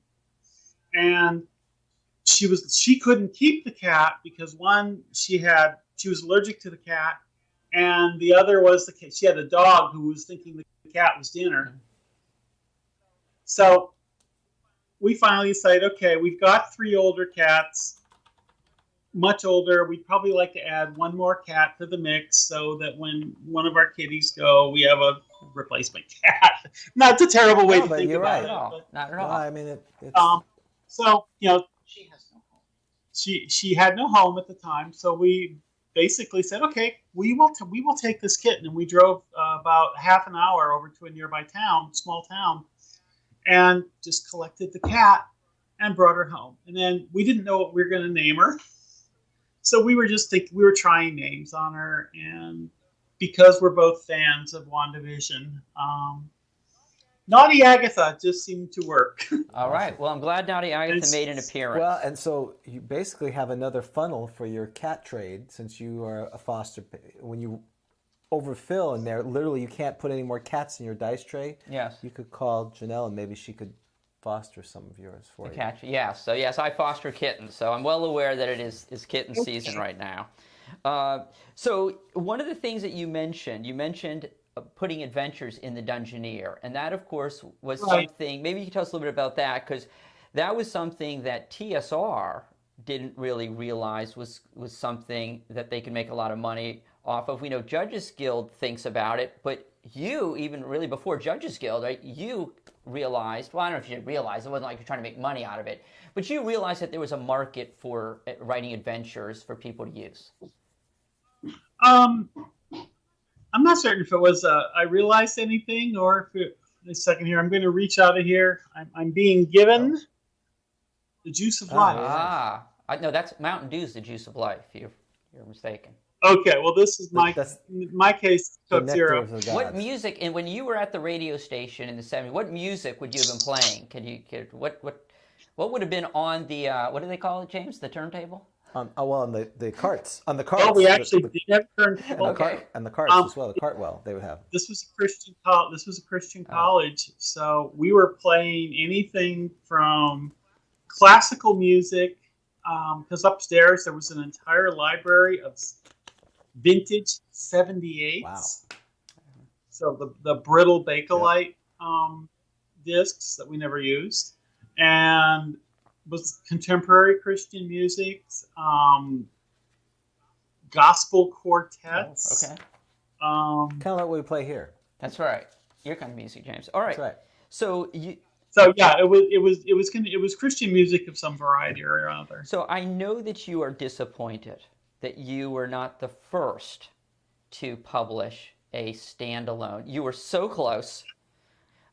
You were second, of course, to We Warriors Palace of the Vampire Queen. And there had also been, I know you made reference to, there had been the Dungeon of the Ground Goblins. This is where I'm showing off my knowledge of useless trivia. Yeah, Dungeon of the Ground Goblins, written by Steve Jackson, that had been Games and Puzzles in May of '76. But you were very close, so you're probably number 2. And you published several, right? So you also had Borshak's Lair, Night of Bran Borshak's Lair, Night of the Walking Wet, you did. As well. So could you tell us a little bit about those adventures, the inspiration behind them, and I'd particularly like to hear why. So you, of all those adventures, you seem to really like running Borshak's Lair. I know you're doing work to convert it. Talk a little bit about those 3 adventures, and what is it about Borshak's Lair that you like so much? Okay, well, first of all, Fachelrek's Tomb was just, I found a section of one of my existing dungeons, and I was in a scientific notebook with the grids in it. So I just adapted that, wrote it out. It fit. It was small. That's the big deal. The big part. It was small, and it could fit on a couple pages, 2 or 3 pages. So for the next issue, I passed the baton to one of the other contributors, Merle Davenport, and he did Merlin's Garden. And unlike most of the other adventures, we actually play tested that one. Yeah, you never play tested many of your adventure. No, most of my stuff I've never play tested. So we play tested it. I did the maps for it. We keyed it up and then sent it off to get published. But I developed the next one that I developed. It fell back to me was to do the third issue, and I created this goblin lair, and I think it was mostly built around some of the goofy ideas like the talking door, the talking duck, or actually at this point it was. Yeah, why did you? I'm sorry, I have to stop you there. Oh, the talking fish. They it drove them crazy. They hated it. They hated Fred. Why does Fred? So Fred, for those of you, so spoiler coming if you haven't been through Borshak's lair. So well, tell us about Fred the amulet. Well, at this point, one of the features of Dungeons and Dragons was swords with intelligence. And if you think about it, it really draws some of that inspiration from Elric. His cursed blade. And so I said, well, why not give something else intelligence? And why not make it annoying? You got it. Good job. I think I overplayed the annoying part. Check. Well, but he's very loyal. I don't think you can overplay the annoying of Fred the Magic Amulet. They felt he was so annoying. Fred is very loyal. He is. And he's I think he's like a +1 protection, and he does also like a illusionist. Change shape. You have a good memory. Yes. They because it was painful. You guys, you just like dumped him, didn't you? Like throw him in a river or something? I did not dump him. Okay. It got passed around. He was around. He was given to one thing. I think the character died. Then I think I had it for a while. Did you just say it? Fred, the fish. Not an it. The talking fish. Very loyal. I do remember that. Could change self and +1, but had, at least the way you played it as the dungeon master, had this very tick to say things in the middle of encounters. Blame her. And that is actually in the description. Thank you. So he blurts things You're out. angry at her, he not blurts me. things out. Wait, what? He reveals He secrets. does. Yeah. So he's a terrible friend. Why? No, but I already have one like that. I don't didn't need need another two friend. of them. You didn't need another friend. I don't need another annoying friend who blurts things out inappropriately. I have one next to me. I guess we just kind of, it's organic, this show. We go where the conversation leads us. I guess we have to talk about ducks a bit now. So we're going to break a little bit from the chronology because Fred was a fish and then Fred becomes a duck. And why? Why does Fred change to a duck? You've got a lot of duck themes. Why is Fred changing? Well, let's see. The change to a duck came much, much later. I had converted Borshak's lair to work with the RuneQuest rules, which meant restructuring things. Different types of creatures, different types of challenges, monsters, and I included in there. I kept Fred in there, but the idea of a fish amulet was like, but why not ducks? And I really thought back to something my dad had when I was a child, and it was in his car on the dashboard. For some reason, he had a miniature wooden duck, like a decoy. Okay. It was just a little sculpture, and he kept it in his car for some reason. But that was what I originally remembered Fred as. Okay, fair enough. And so, or later on, and then I re-envisioned him later, basically as a wooden version of a rubber duck toy. Okay, well, Fred's a fish to me, but that's so. And to me. And to you. So what was it? And I sort of interrupt you. What was it about Borshak's lair then that I know it's your adventure, so it's kind of strange. What did you like about your adventure? But what is it about it that it draws you to it? You keep coming back to it. It's self-contained. It's very small. It's self-contained. It has a kind of a storyline to it, or a simple storyline, simple goal set to it. It's got a lot of really complicated traps in it. And it's not necessarily the peak of my design, but it was some really interesting design challenges and play challenges, and for both the players and the game master, because you had to try and figure out how to tell somebody they're inside a crystal cube if they fell into one. I think you guys trap. fell into that, didn't you? You guys, did you fall into that? Yes. Yeah, they don't like he's angry. And I put the clues to solve it on the inside, or at least I thought I did. All right there. So it was one of those super weird challenges, and so it made it in that way. And to understand things is that the rules have ways that players can use magic. My idea of game world is that what the players have access to and what the world can use in terms of magic are different. So I can go real crazy in my world, and it'll be something a player would never be able to do because this was made by the super high powerful magic user, blah, blah, blah. So what I thought was interesting about your adventures in the Dungeoneer is I liked running them because I like to get a sense of what was the game like before I started playing it. So both James and I came to it in the early 80s. Obviously, this show is about first edition AD&D. We're not OD&D people, but I liked it. It was almost running those adventures was almost like a window to what games were like for the original version. And what I thought was interesting is you were so isolated. I mean, you've explained that. It's not like you really had a lot of people. You didn't have social media telling you how to play the game. The style of those adventures seem to me very much in keeping with the spirit of OD&D. They're a little gonzo at times. They're a little goofy at times. Yeah. So why do you think that was? Why were you writing adventures, do you think, that seemed to have the spirit of the times, even though you were isolated?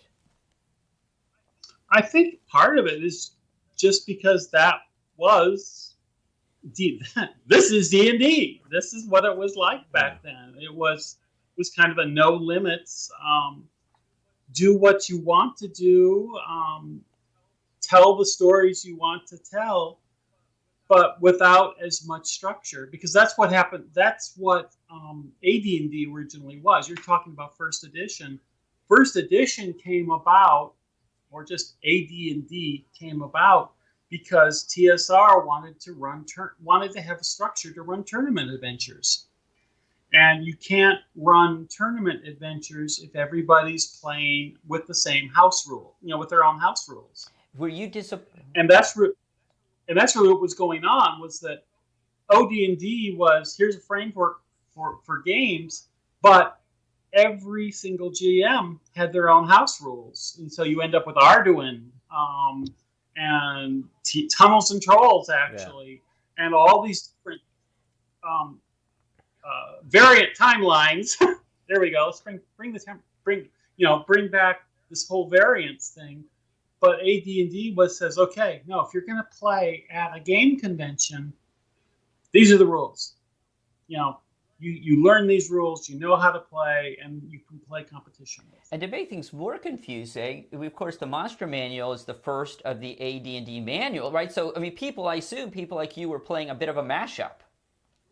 We were. I acquired the game rules, the game book, the AD&D rules, as they came out.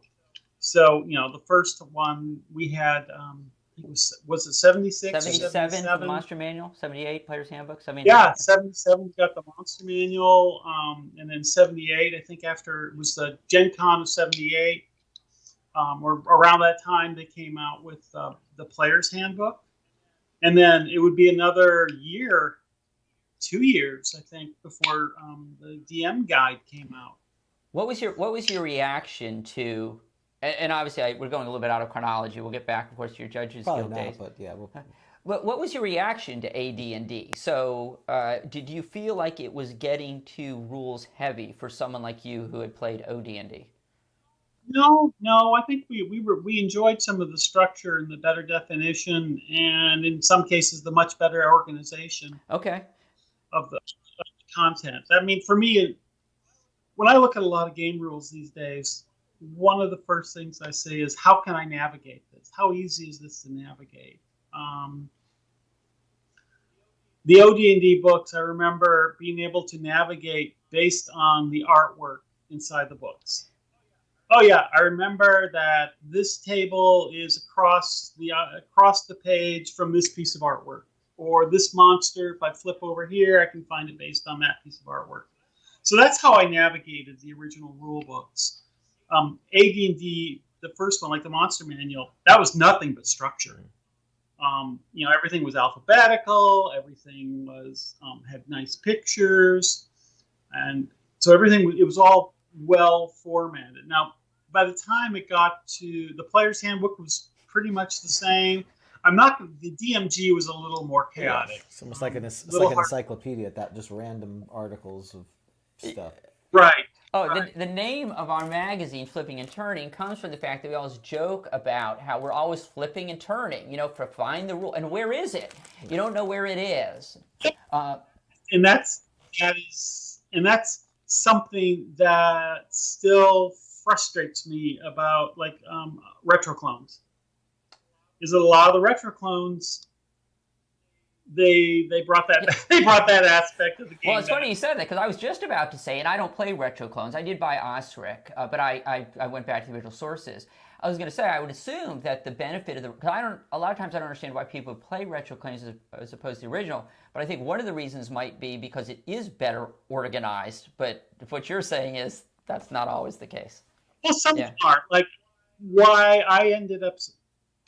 When I was getting back into the idea of running D&D-like adventures at conventions, because I don't have a regular gaming group, I looked at some of the retro clones and ended up settling on Swords and Wizardry because it was OD&D, but better organized. Okay. Yeah, and that's the best way I can. Well, that makes sense. When it's rough when AD&D was better organized than OD&D. OD&D was a mess.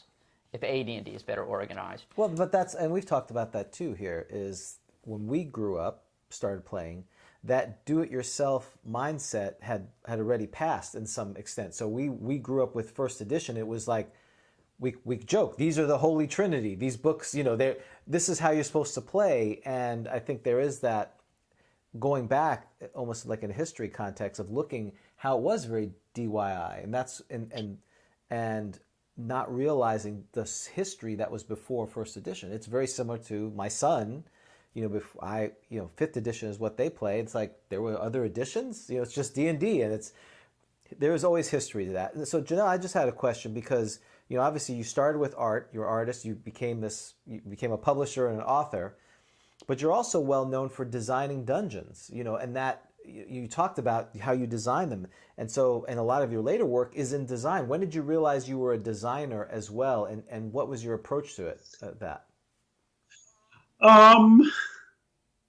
Probably I realized I was a designer when there was someone who was going to pay me to do it.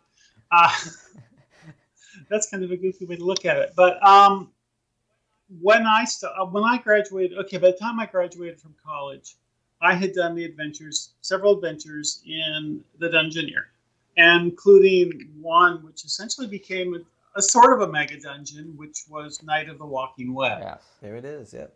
Yeah.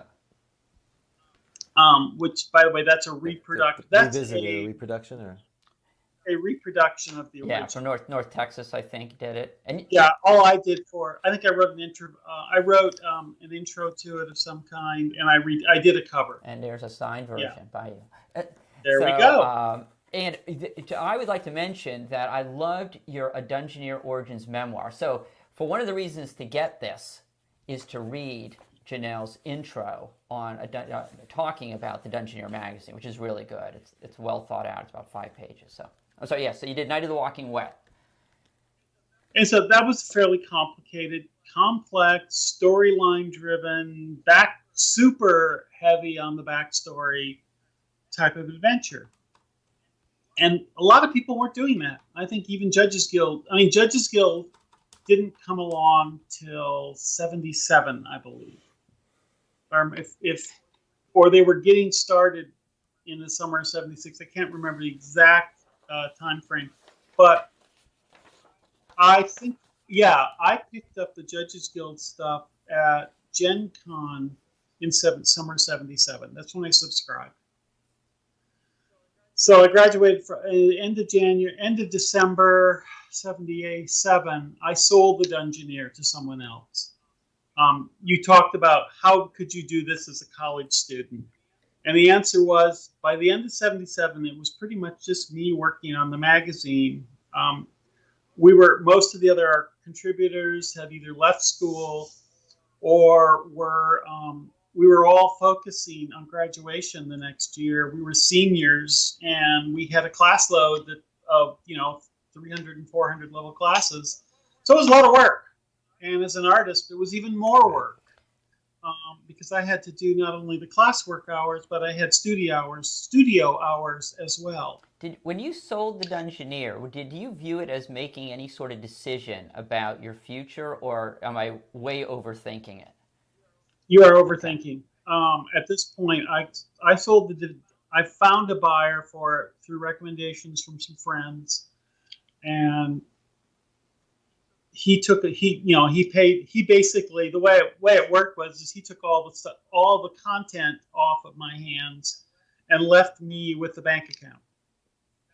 That was how it was purchased. Right. And so you finished, and Night of the Walkway, because James had asked you about your design. Do we see, so there's this famous phrase now, right? Jaquaying the, you don't like that. Well, first of all, it should be Jaquays. Jaquays. Because my name ends in an S. Jaquays. Okay, Jaquays the Dungeon. Jaquays. No, that's just me. That's just me. What's you? You're entitled. It's Jaquays the Dungeon. So, and James, I don't know if you've read this, and I'm sure Jennell has.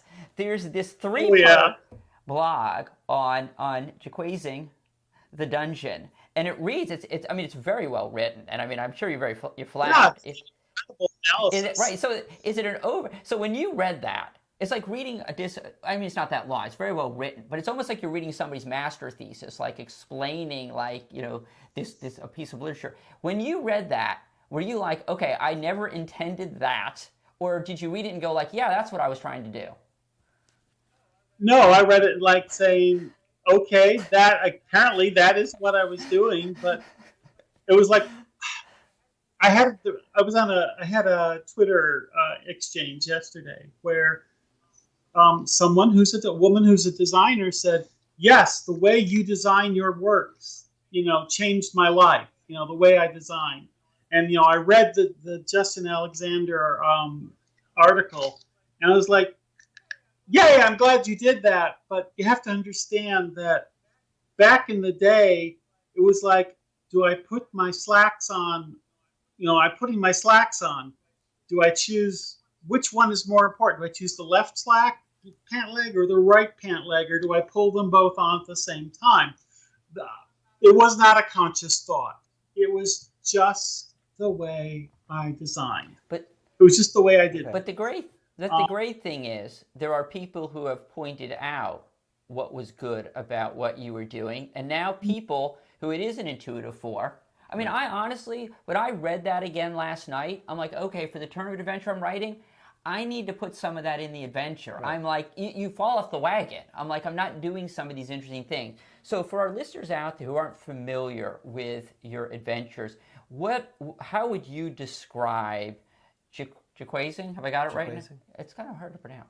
Yeah, Jaquaysing. How would you describe Jaquaysing the Dungeon? The basic elements of this nonlinearity is that the content in your adventure needs to be playable and be varied in the play depending on where you enter the adventure at. So if you've got a simple dungeon map and you have 2 different entrances, if you come in entrance A, the way you encounter the different people, the different situations, is going to be different than if you came in through entrance B. Yet both entrances are valid ways of playing through the game, and your content should be able to react to whether you played it in sequence A or sequence B, because that makes it dynamic. The second approach is think of your world in, if I remember correctly, think of your world in multiple levels or multiple in height variances. Put a third dimension. A lot of things that were going on in Dungeons way early on was that everything was drawn on a single plane because we were using graph paper.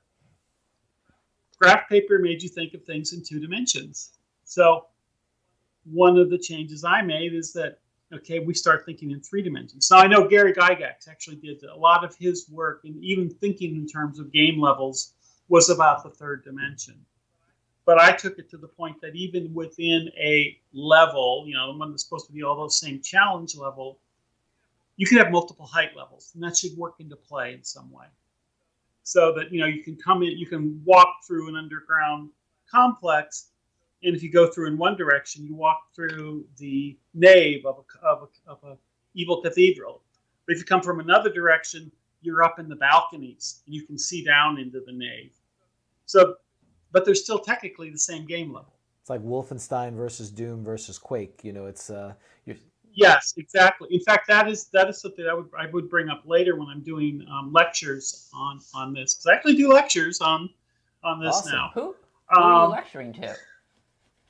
College classes. That's interesting. What's the class? I want to take it. I know it's a class in. It's a guy who's teaching game development somewhere in Southern California, and he has come in and lecture his class every year. Wow, what an honor! When I say come in, it's always been virtual. We need to get Jennell to come down to Full Sail. They do game design. Full Sail, right? Where Dave Arneson taught. We're in Orlando. Oh, the competition. Oh, they're the competition. Okay, sorry. Yeah, I helped set up the guild hall at SMU. Oh, okay, interesting. There's enough space for all of us. That's right. I guess apparently. Yeah, for all of us here. But so I have no allegiances anymore. So, but the idea is that one of the levels of complexity of design is that if you're bringing new players through an adventure, that 2D approach is the best thing. Everything is on a simple conceptual level of the same level. When you bring complexity, this isn't a 3D, particularly applies to 3D video games, but applies to tabletop as well. Once you start adding in those height variances, you start adding a conceptual complexity to the design and to the play for both the game master and the players. And you can the greater that you make those vertical differences in the play, the more complex they become because they require more complex responses. You suddenly have to seriously start thinking about what's on the ceiling. And you've argued that this necessarily doesn't make DMing harder for the game master, right? Because a lot of it might sound intimidating to the dungeon master. If you're not able to visualize in 3 dimensions, it can be harder. It can definitely, because suddenly now you're having to think of what's on the balcony, if I'm on the city street, I can look up. If I'm playing, let's say I'm playing on the city street in Manhattan, and at first level, all I'm dealing with is I'm dealing with the bodegas and the storefronts and the traffic. So everything's on that same level. And then suddenly, as we go up, somebody leans out a window on the 3rd floor and takes a pot shot at me. Now I've got to start thinking about, okay, what's above me? And then we step down then we keep going, and then something comes up out of the sewer grate and attacks me. So now I've got to start thinking of all these different levels of what's going on in my world, and both as a player, because now I'm having to be 3-dimensionally aware. I've always got to be watching my back in ways that I didn't before. But as a designer, as a DM, I've got to be thinking about, well, what's under the player, what's above the player, what is off, what's off camera, and how is that? And suddenly now I've created a dynamic world that actually has life, because something can walk in from off camera, something can come up from below, and they aren't just triggered by my presence at a particular location. Well, and this is a good time to talk about, of course, we'd be remiss if we didn't talk about what's considered your masterpieces and at Judges Guild. James, guess how long? So I think if people said, what is the great work that came out of Judges Guild? They're going to say, of course, Dark Tower, Caverns of Thracia, by Jennell, right? And they're going to say, of course, one I absolutely love, Book of Treasure Maps. You've used that many times. I have. And look how thick these are, James. How long? This is. People think of Judges Guild the best. This. How long do you think Jennell was at Judges Guild? I had always, obviously I'm going to be wrong, I thought 3 or 4 years. How long, Jennell, were you at Judges Guild? 1 year, almost to the day. Really? You're like one of those band members. You know, there's like these great bands, and they had for 1 year, or a great team for 1 year, and then, but you associate them. And what you have in your hand there is probably half of all the work I did while I was there in that year, because I did stuff for the magazines. I did a lot of artwork for their other products.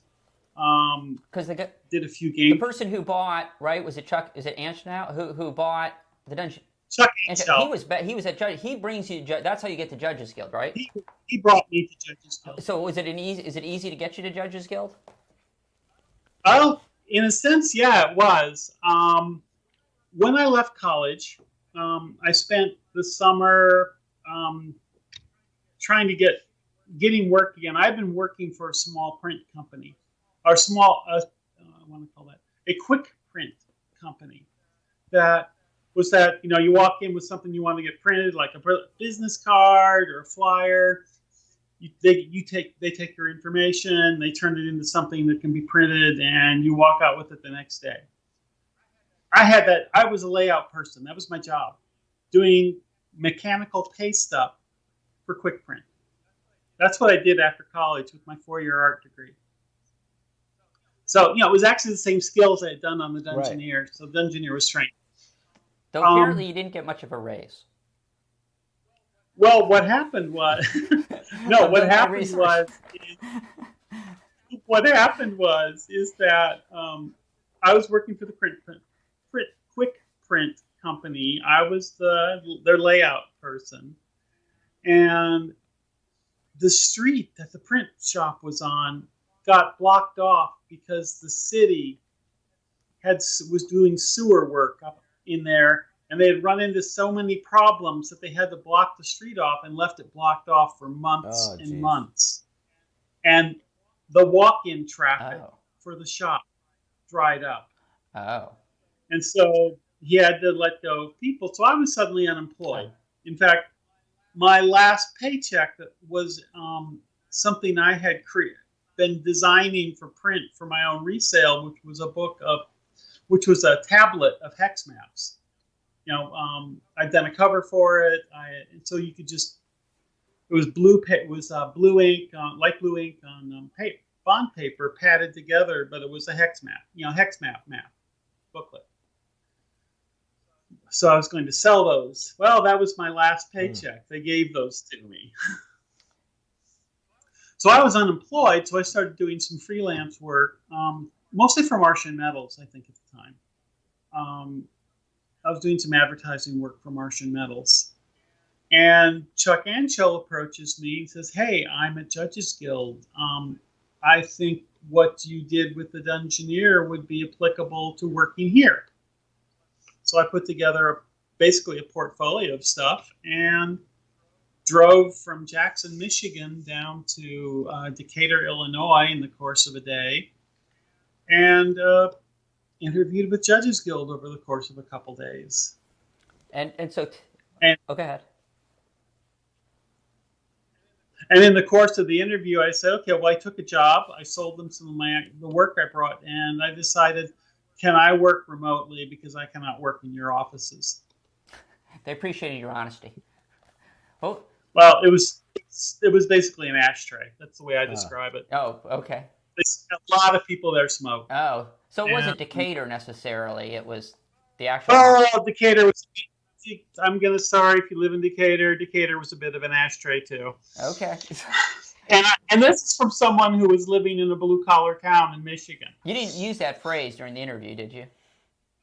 No, I did not. Do you have any questions for us, Jennell? Yes. Why do you live in this ashtray of a town? Yeah, it's probably not the best question to ask there.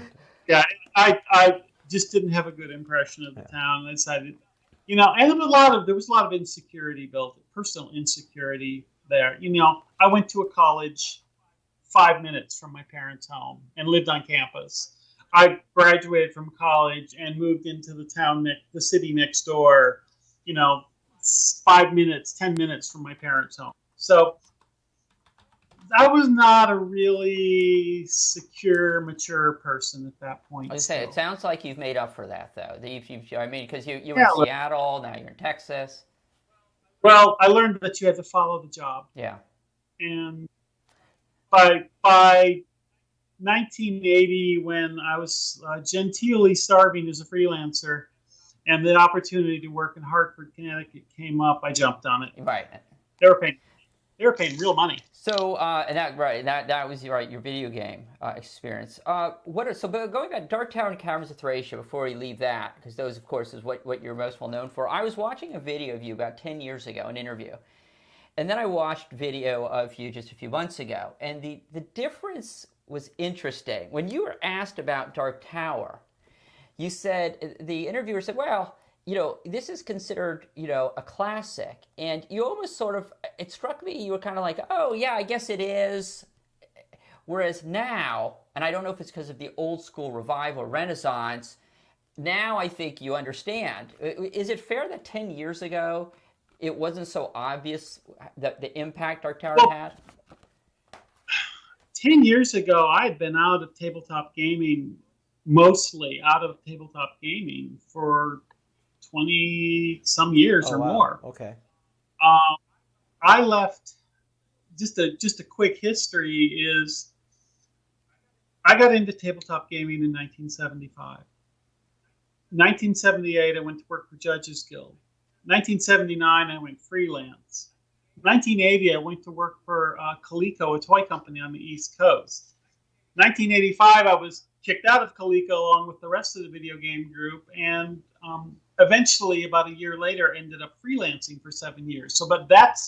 I went back into tabletop gaming because I knew that, but I also worked a number of other industries because I needed to support a family, and you took work where you could find it. And so then in 1993, I ended up working for TSR on staff full-time as an artist. 3.5 years later, I ended up leaving TSR and going to id Software to work in video games.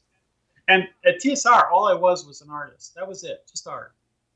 And then at id Software, I became a level designer on the Quake series, Quake 2 and Quake 3. Then left there 5 years later, ended up at Ensemble Studios working on real-time strategy games. And then 7 years later, after working on those, I ended up at CCP Atlanta, who used to be White Wolf, and was the lead level designer on a Vampire MMO. So, and that was my last full, but I'd been in the video game industry then for close to 20 years. And that was it. I was out of, and I was only peripherally back in video games or tabletop gaming because the folks at North Texas Game Convention had invited me back as a retro guest or to be a guest at their small convention here in the Dallas area. And that was convenient because I was living in the Dallas area at the time. Well, and I think, James and I came back into it just several years ago. Many of us, we went through what the Grognard Files people call deep freeze. We've come back into it, and so it's almost like your work in many respects is being discovered anew by people like myself and like James. What can you tell us? So the writing of Dark Tower, which, as I know you know, but for and Caverns. Okay. First, let me go back and actually answer your first question. Was that in that intervening 10 years, I came to understand pretty much how much my big adventures, those big adventures, meant to a lot of players who were kids. And you were kids back in the early 80s. I was already an adult working at that time, but these adventures made a huge impact, along with a lot of the early TSR adventures as well. Your lives, your gaming was defined by these prepared masterworks by some of the best designers at the time. So yeah, I came to understand that my work in that time period was seminal in forming a lot of people's experience of the game. And can you so now, yeah, talking about the adventures. Yeah, no, and I appreciate that. And so I love the Book of Treasure Maps. I love the Book of Treasure Maps because it's shorter. So for people like myself, who now I'm older, I don't have a lot of time. I mean, it would take a lot of time to probably do justice, I think, to Caverns and to Dark Tower. The nice thing about the Book of Treasure Maps is it's pretty short adventures. So it had a hook, right? Every adventure in here is based upon a map. The map starts it. You've talked about how you were under a lot of time pressure at Judges Guild, right? They wanted to turn out product. Judges Guild is famous for being inconsistent on its. They were a production right. Mill. They survived on turning out a lot of product, and in some regards, I disappointed them because I wasn't turning out product as fast as they wanted it. I was turning out big product. I still filled all the time. I used up all the time I needed to finish, those larger projects like like Dark Tower or Caverns of Thracia. So, Book of Treasure Maps was actually one of those projects that was actually forced on me. It was an assignment. It's just amazing that I look at this amount of work that was done in a year, and they're basically saying, that's not fast enough. I couldn't do that in 10 years. I just told you I couldn't do another adventure. Right. I was overworked. Yeah, you're telling me you have 2 adventures you need to get done for us. I'm ashamed now. Yeah, now look at. Well, apparently there's talent, and then there's us, so it makes sense. I think that they really wanted from me was to turn out something that was roughly 32 pages long every 2 to 3 weeks, as opposed to something much longer, which took me the same amount of time to work on, but created fewer SKUs. And for those people under 30 or 40, you don't have Word or Word Perfect, maybe at this time. Oh, no, it's all done on Electric for me. So it may have had correction, but most likely you had liquid paper, or you had to just it was horrific to do things back then. It was paper, or I would go through and say, okay, this paragraph I wrote looks great here. I will cut it out of this sheet of paper and tape it on that sheet of paper, and that becomes my master document. Literally cut and paste, the original cut and paste. Yep. So for something like Book of the Treasure Maps, which was an assignment, are you proud, or do you look at? I am proud of it. I did a number of things in there that were different. It was my first step into designing adventures based on a short title, because the Book of Treasure Maps was something that Bob Lebsaw Sr. wanted. That was the book he really wanted. So you had to fit. Okay, so your adventures had to fit. The boss, so I had to do the project, and so I sat down. I remember I had this floppy easy chair that I would sit into, and I sat down with a tablet and a pen, and I just wrote down as many weird or interesting sounding adventure titles, something evocative. And then I went through, and I think I picked like 4 or 5 or 6 of them, something like that, and said, okay, these are the ones I like the most that bring about the idea. Maybe I could write an adventure based on Would you recommend that for people now writing adventures as a process? If you can be inspired by a phrase, certainly. You've got, because you want the story. If the story is the idea behind the titles inspired the story for me, and then the stories inspired maps, and then I filled the maps in. And usually that was my work process, because usually the maps came first. And as you probably don't remember this, but so in a convention a couple years ago that we host down here, we recreated the map from Tomb of Aethering the Dam in Dwarven Forge, which was very cool, and a very good adventure. How would she know that? Did she come to the I convention? posted it. No, she liked it, but I know. She wouldn't remember that. I She probably liked, saw it. Yeah, she remembers she liked the I probably, post. meaning yeah. I posted it some because I'm a creeper. Yeah, that's a lot of Dwarven Forge. Yes, I sent you the picture. Yeah, Have you seen the picture? Oh. One of our friends he got in the Kickstarter and he bought a ton of it. He's one of those people who is a hoarder of stuff like that. So good. We were happy to take advantage of that. So Dark Tower and Caverns. So Lord of the Rings or Conan? Conan. Okay. So is that true of most of the work that you did on D&D? I'm not certain. I know that specifically Dark Tower is inspired by Red Nails, the Conan the Barbarian adventure, or sorry, Red Nails. It is the core of that book, that adventure. And also essentially the core, if you think about if you play first-person shooter games, the Capture the Flag or Team Fortress type games. It's the same idea, two opposing towers, two opposing forces fighting across the central battleground. And I kind of, even though I like Lord of the Rings, and Conan for me was okay, but I like playing in an adventure that is more swords and sorcery. I like that kind of weirdness about it. You do? I do. And you know what? I've run Morkindane as well, right? Which you wrote from the Dungeoneer, one of your magazines as well. Back of it, the first issue from Judges Guild. Yes, you did the cover, right? The Judges Guild. Yeah. Yeah.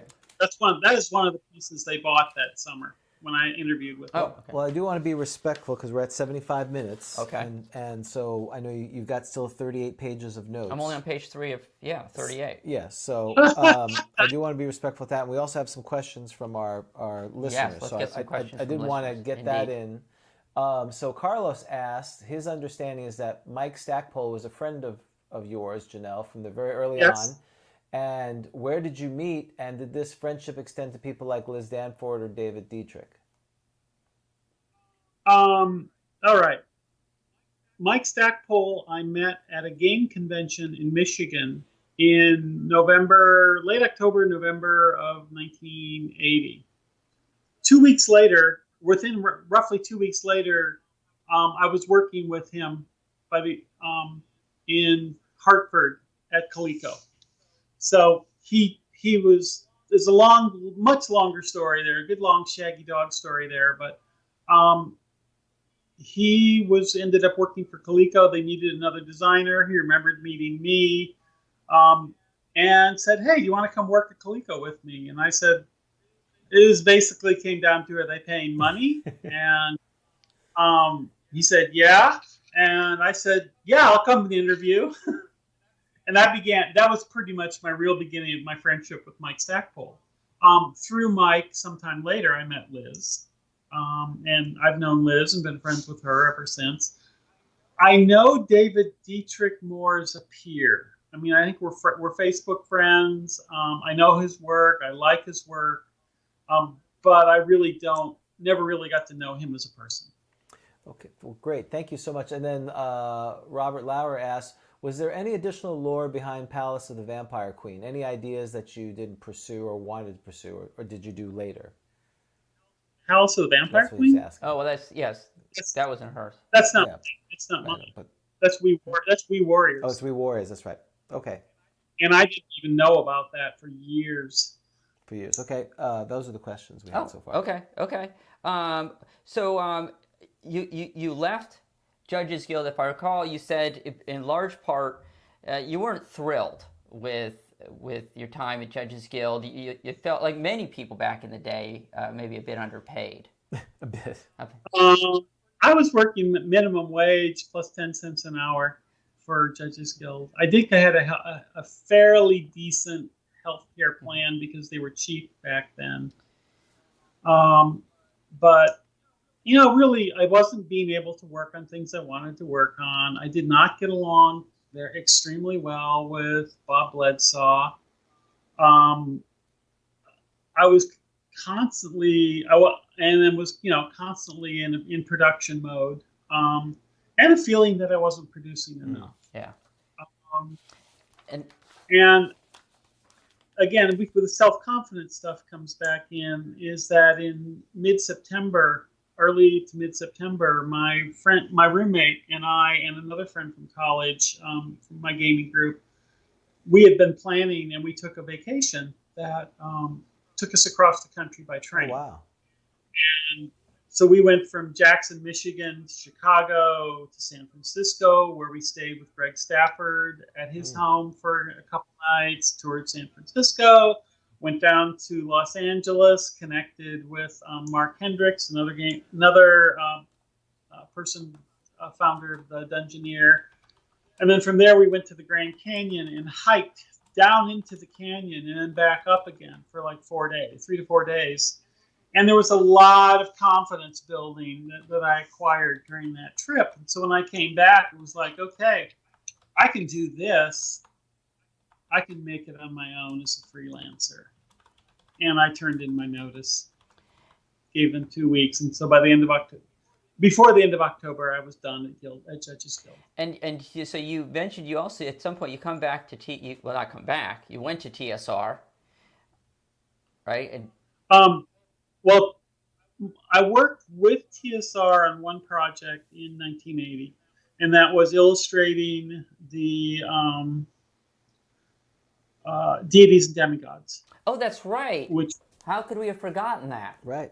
I don't know. I don't know how I could have forgotten but that. That was the only. I mean, I think it was throwing some stuff over the wall at Dragon quickly still. went to it. Exactly. But I did the one project for TSR, Deities and Demigods, the Erewhon, Pfeffer and Grey Monster work. Oh, okay. Oh. Thank you for helping us, because we'd be staring at this for 45 minutes, looking at each initial. Looking for, and I knew they were, yes. So, there it is. Yes, you did the Rat God. I did. That's fantastic. Okay, I'm glad you did mention that, because And that was my first. I also met Lawrence Schick through that at a convention, and that would play in later because I would later hire him to work for me at Coleco. But so I started doing a combination of game freelance and local freelance. Ended up working for a newspaper as a contract editorial cartoonist. Worked for an ad agency, worked for a couple other businesses in the area. And then was doing some game stuff, not a whole lot, just because I didn't have as many contacts, but people remembered my Judges Guild work. And then I ended up at Coleco, Coleco for 5 years. And when you came and did work again for TSR, right? I know you worked with Skip Williams, I believe, on City Sites for second edition, and at that, and when I came back then, I'd been freelancing. I started freelancing for TSR again, or freelancing in general, in the summer of 1986, or spring of 1986. TSR ended up being one of my clients. I was doing illustrations for Amazing Stories. I was doing illustrations for Dungeon, for Dragon. And then I started editing books for the game side. First as an editor, and then writing a few small contributions. Wow. And then that led to writing entire modules for them. And I think I capped with doing what eventually became the second Leatherette book in second edition, the campaigns and catacombs guide. And I think you did some city books. And that was supposed to be part of the DMG.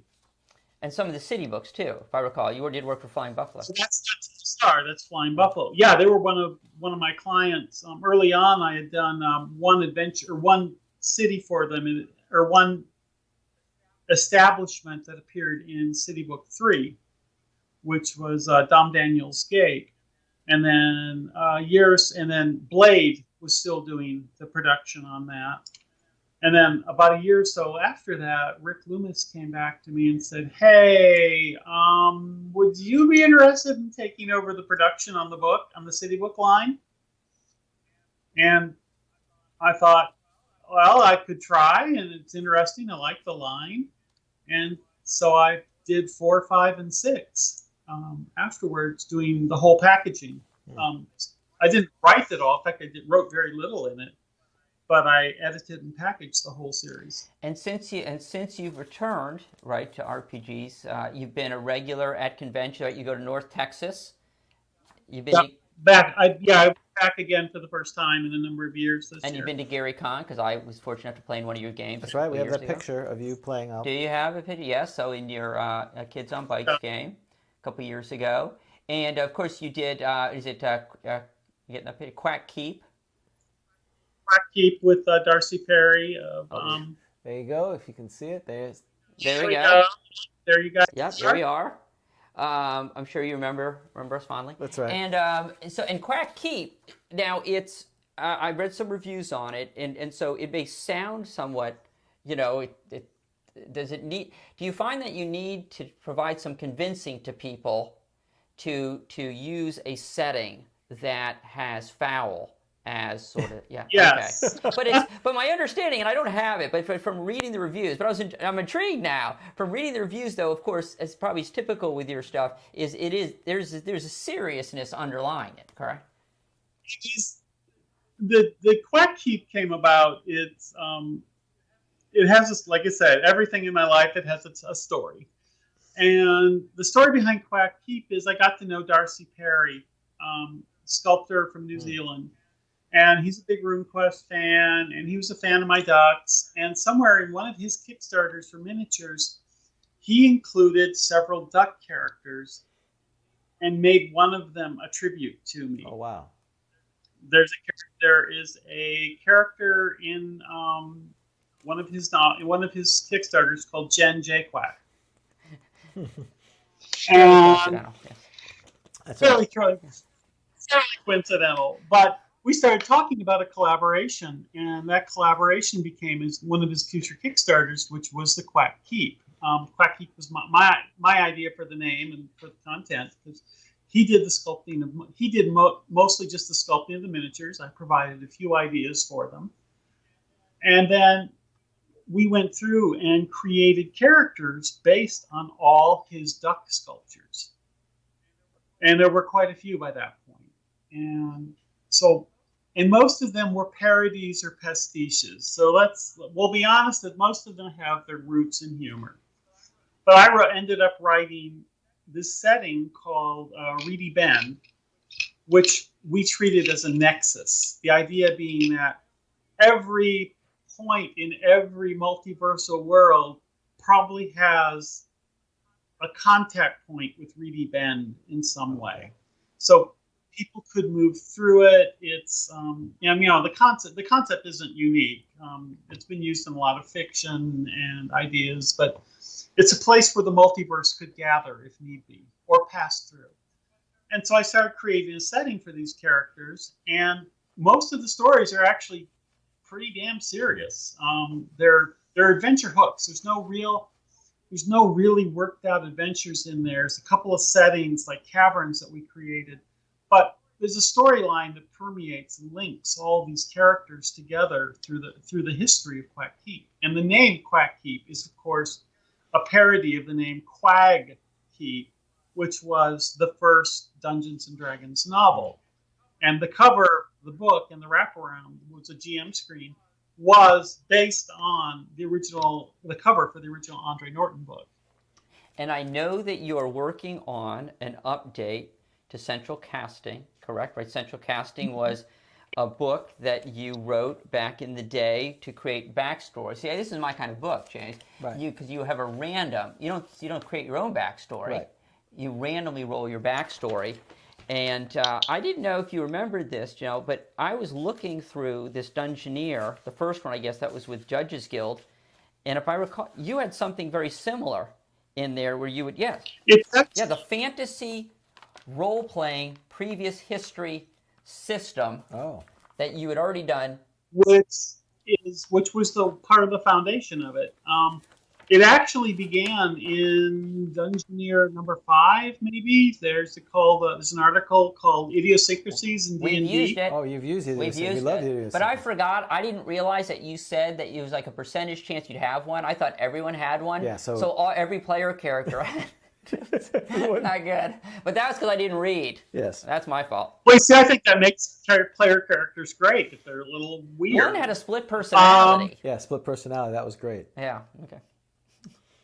Now the weird thing is that I actually, life, you go through life, and I'm not going to say who, where, or exactly when, but one of my roommates was profoundly multiple personality. Oh, wow. And they were a trip. Literally.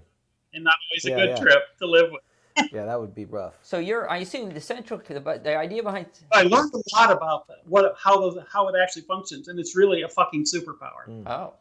So, okay. I always wondered, did Gary do all that research? In the DMG, he has all these write-ups on all of these mental illnesses, and I always wondered how is he researching all that? It's a lot of work, isn't it? I mean, is he at the last? It is. Well, a lot of central casting that I've done since then is involved research to. Okay, I'm going to talk about mental health. How do I express these mental health situations in a game setting that's respectful of the people who actually have these conditions. Right. So, but they are an aspect of people. Most you walk up to some random person on the street these days, and you'll find out they probably have some form of mental health issue, whether it's expressed in their life or not. I'm pretty sure of that. Oh, I'm sorry. Yeah. Yeah, rude. Yeah. So, I worked. The whole article began. The history stuff began. Actually, there was an article in Dragon number 4, I think, which was just basically a really simple backstory generator for D&D characters in Dragon number 4, and so that was one of my foundationals, and then I wrote the articles, the stuff that became Idiosyncrasies in D&D, which is just weird things, allergies, mental conditions, funky personality bits that included in the Dungeoneer. And then afterwards, I started expanding that. And because of that, I ended up getting an award in college. It became foundational for me winning a humanities award in college.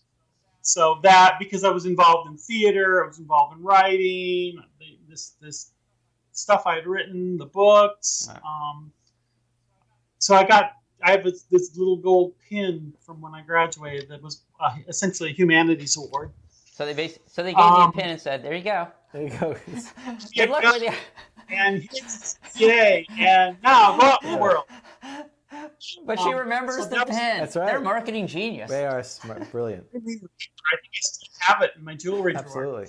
But I just never get rid of things. So I started writing the character history thing, and I remember my friends complaining that everybody's village ended up getting burned. That was their take on it. Critics, right? Yeah, critics. So I go forward a number of years later, and I think I'm home at work from Coleco and sick in bed, and I'm just sitting there writing out more notes for other ways to develop this history thing for central casting. And then years later, after I was out of Coleco and freelancing again, I was looking for projects I could do to generate money. So I came up with this idea for the central casting history system, and I think Rick Loomis may have pointed me in the direction of Task Force Games at that time. So this had been 87, 88, and they were interested, so I did the book, I packaged it, and they published it. And then I did 2 more books afterwards based on science fiction and contemporary games. And unfortunately, there's also some very negative socio-political content in it, because that's who I was at the time. Yeah, well, we all see that looking back at, dealing with old 80s materials and 70s materials, that's inevitable. So. Well, I mean, we've grown as a society and as people, so that can happen. I guess I have just a couple of questions, because sure. Obviously you've been a prolific author, artist, designer. Do you have a preference? Which palette of creativity you go to first, or are they all equivalent? Or it really depended on from a professional standpoint. It depended on. Let me say, from a psychological standpoint, I think it represented my attention span. How long I could maintain working on a particular type of project. Freelancing, I suddenly had more contacts, and I would work on who was providing me work, So I could go to a TSR and get an editing contract or a designing contract or illustrating a magazine. Back in the day, I did like doing artwork, but I ended up finding eventually for a while it didn't pay as well. And then I would go doing design, like working on this. I loved working on the City books and doing the production on Central Casting. But City book, as much as I loved it, it couldn't pay the bills. It was, I was getting a small fixed rate for it. It just wasn't. I couldn't do it. That's why I quit doing it. And then eventually I found that I worked on video games. So I worked for EA, Electronic Arts. I worked for Interplay, and those were my best playing clients. But they ended up drying up. So eventually I found my way back just to doing straight illustration again, and that led me to work at TSR. And then as TSR dried up, it led me. I got an offer to go work for id Software, and so it's always been kind of it's a commercial thing. It's what's been paying. These days, I'm finding I'm more attracted for a number of reasons. Some of them being physiological, to just writing, because I enjoy sitting and writing. I enjoy banging out ideas. I'm starting to think that I might be able to write fiction. I don't know. Is that coming next year, maybe, or is that still too premature? Holy cow! I've got so many projects in the hopper. I'm planning on living till I'm at least 160, just so I can get stuff done. But the physiologically, it's becoming more difficult for me, just from some health issues, for me to do artwork, and I work mostly digitally now. So sometimes when the wrist gives out, you just got to say, "That's it. I can type." And because you were in video games, a lot of people like me, when we went to the deep freeze, we just assumed that video games would get better and better and better, and you wouldn't need the dungeon master or the tabletop role playing, and whether it was Baldur's Gate or these other games in the 90s. Now there's this renaissance of tabletop playing again, or at least a perceived rate. Were you surprised that D&D survived and is now flourishing based on your experience in gaming, or did you see that and go, well, it makes sense that they're apples and pineapples, or this kind of thing? I think it's been a sinus curve. Back in the 80s, when we were working at TSR at Coleco, we could see the demographics that were changing, how demographics were changing with who was playing, age groups of people. And I was bringing people in to work for me at Coleco from the role-playing game industry, and some of them were in marketing, and we could see what was changing. So it was no surprise that by, let's say, the early 80s or the late 80s, things were waning down, that the tabletop gaming was beginning to struggle. And that was the time that computer games were rising. They weren't giving us fantasy games, but they were different experiences, different, not necessarily equal, but different. And even with the MMOs that came in the late 90s, they were different experiences, but they filled that role. and we were changing as a society so that we weren't as in contact. You know, we were all busy, particularly, you know, if you're older, if you have kids or jobs, suddenly it's harder and harder and harder to get together to play in the same place. But you can sit at your computer at 3 a.m. and go on a raid with someone, you know, with people from 6 places around the world, or 40 places around the world.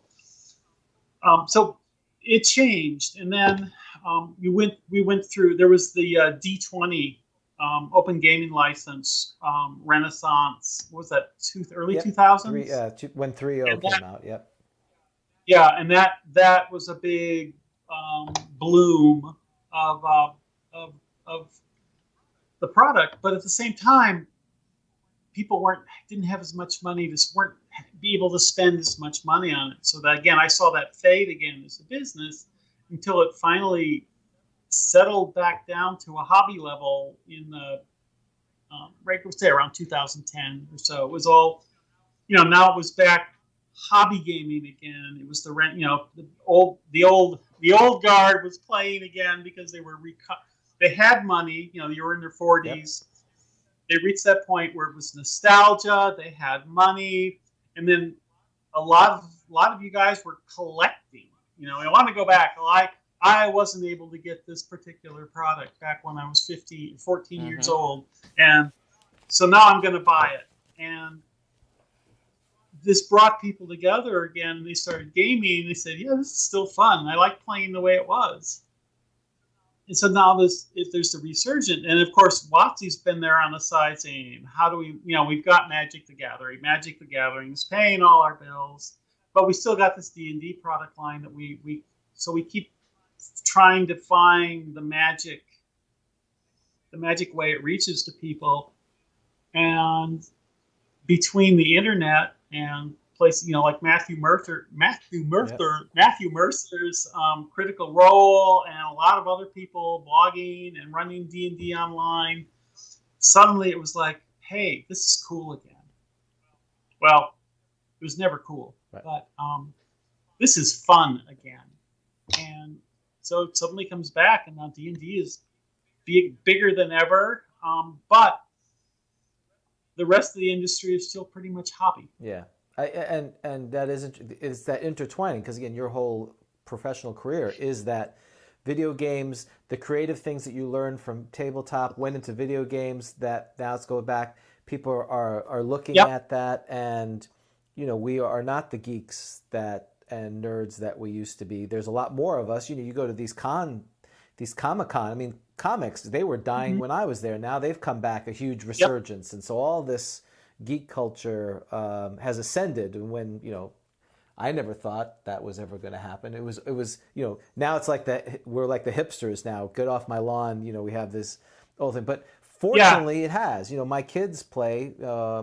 I got back into it partly because my kids were old enough to play, and it was, they had friends, and they said, you know, instead of them sitting mindless in front of whatever it was, and they always wanted to play exploding head games, you know, something where they could violently kill people. I said, well, hey, let's pretend to violently kill people with D&D, and they were like, okay, and they tried it. That's the sell? That was the sell, yeah. You have to tell me how you kill them as opposed to press X, Y, you know, left, right kind of thing. You get to do it slowly? And methodically, yes, exactly. You're a father? Yes, apparently.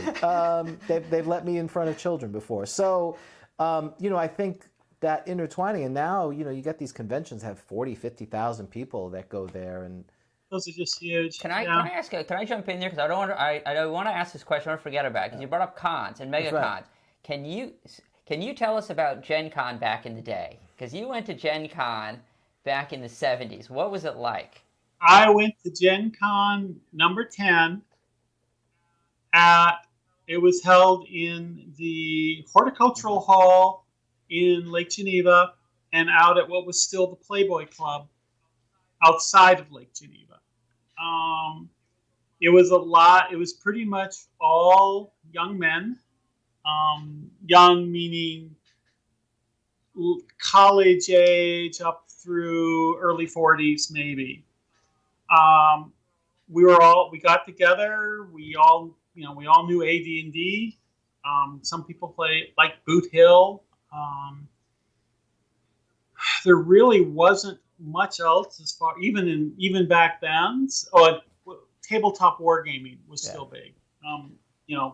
When I say tabletop, I mean moving the miniature, moving Napoleonics around, moving tanks around, medieval war games. So that was the environment, and we played D&D. We played AD&D tournaments. We sat in the horticultural halls, literally their flower sheds, while it rained in the courtyard out in front of us. Went out to the Playboy Club, and there were literally, Playboy bunnies there serving lunch. That's amazing. I mean, I came away. One of my treasured artifacts from that was a napkin from the Playboy Club, where we had my brother and my friend and I had lunch. Were you guys like take the napkin? Take the napkin. Well, afterwards, and it's a paper napkin, and so it was afterwards. Seems so strange. Lake Geneva and Playboy Club just don't seem like. Well, it was. Yeah, I think I get. Yeah, you're right. I mean, it was a resort town though back. Yeah, back then. I guess, right. Well, you have to understand, Lake Geneva is still a resort town. That whole area is a resort area, and it's where the moneyed people of Chicago would come up. I mean, originally there were all these huge mansions built like by the Schwinn family, Schwinn Bikes, the Maytag family, Maytag, and they were all around the lake. They had these huge Victorian mansions, and there was a train that came specifically up from Chicago and terminated in Lake Geneva, so people could come up to their vacation properties or vacation up in the city. Wow. I mean, even when I lived there, people were still complaining about people coming up from Illinois. Did you meet Gary at any of the Gen Cons? The first Gen Con I was at, I was sitting playing Dungeons and Dragons with my brother, my friend, a guy named Bill Paley, and we were sitting in the hallway on the second floor of the Playboy Club, and we saw Gary Gygax and Fritz Leiber walk by. And it was like, ooh, we are in the presence of demigods. And that was the closest I got to Gary then. And I saw him playing in a hallway later on, but I had no interaction with him then. Demigods in the hallway. That's a great, they were demigods great in the adventure. That's the name of an adventure. Yeah, you start with the name. Now you write it. Write that. I'm writing it. The Hall of Demigods. See, that she's better than she's switched it around. This is what she does. You're like Demigod Hall. This is what I did. That's right. Did you play? Don't try this at home. I'm a professional. Did you get to play with any people who became names or were names at the time? So you were in the tournament. We love, I just love stories about, the people from back in the day. In the tournament, I don't know. My brother and my friend Randy and I, we literally created a pickup group in the line for the AD&D Open tournament. Because there were only 3 of us, you needed 6 players, and we only had 3, so we found 3 loose players, and we put our team together, and we made it to the final. I think if they hadn't been chosen, it probably wasn't like Jim Ward or right. No, but I did. I'd already met. Dave I met Jim Ward there, kind of thing. But that was it. Who are these people? Okay, the silly person in the helmet is me. Okay. The other 3 people were people from my college gaming group. It's the Hobbit, the Halfling, is Lynette Landenberger Stevens. The Wizard is Doug Griffin, and the Monk is Deborah Hare. Okay, awesome. Do you still talk to them? And nope, not since this. That's it. This picture. Let's just say I went through some life changes, and all but one of them is not. Oh, well, I'm sorry to hear that. So, but it's great. I always wanted to ask you about that. I love that picture. So, and that was taken by one of my college friends who was if I remember, if it's the person I'm thinking of correctly, he was the yearbook photographer. Oh wow! What's on when I was in college? What's on your head? It's a helmet. Is it an actual helmet? Well, what kind of? Where do you get a helmet? Okay. James hates when I do this. It's what you do. Here's where that came from. Jennell didn't call me yesterday. I would have warned her about all these random things. Wouldn't you want to know what that helmet comes from? It's a good, I want to know. Question. No one's ever gonna... As a child,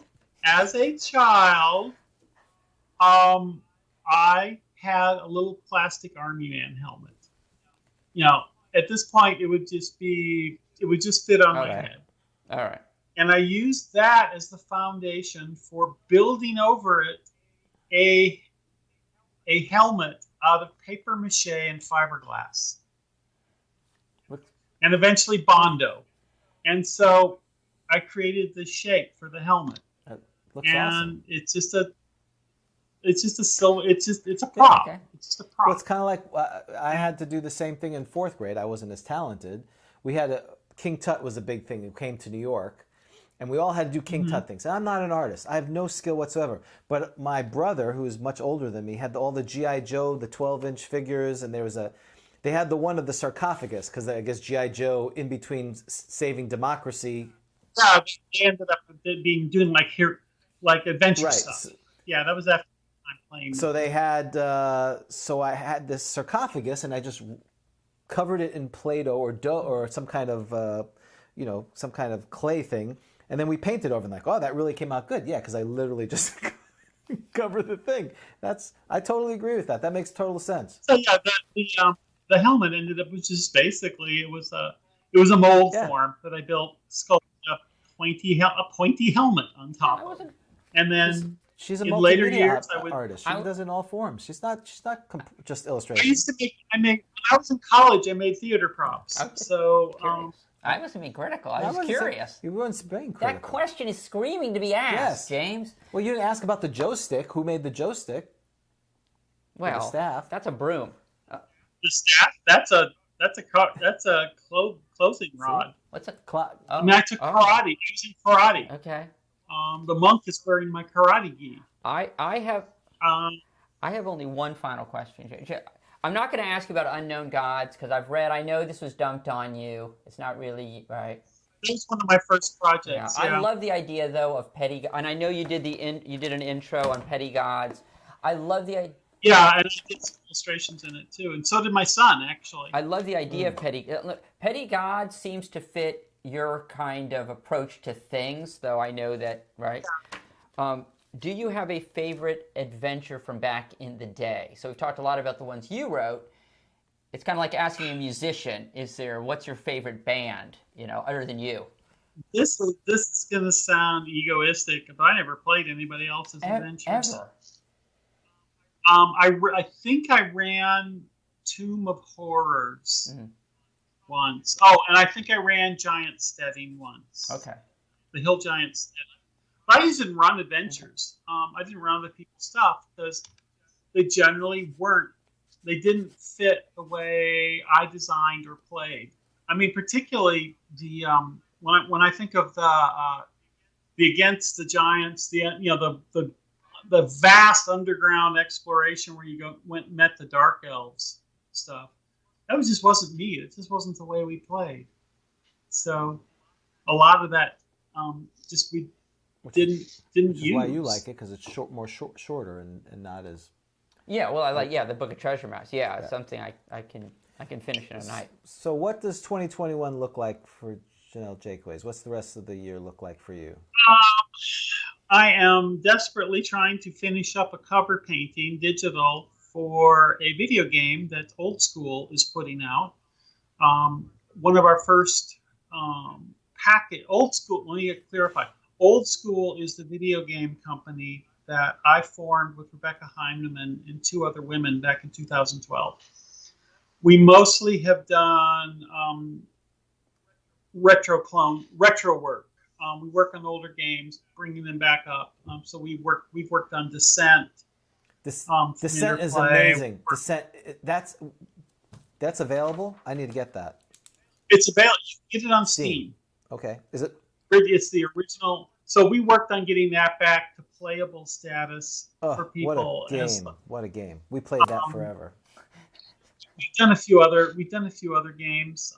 We worked on a version of Abe's Odyssey. I never. I think, or that class. That's a later game, but so right now what we're getting ready to produce is a game called Lawless Legends. Lawless Legends. Legends. And it's by a group called the 8-Bit Bunch, and Old School is publishing it.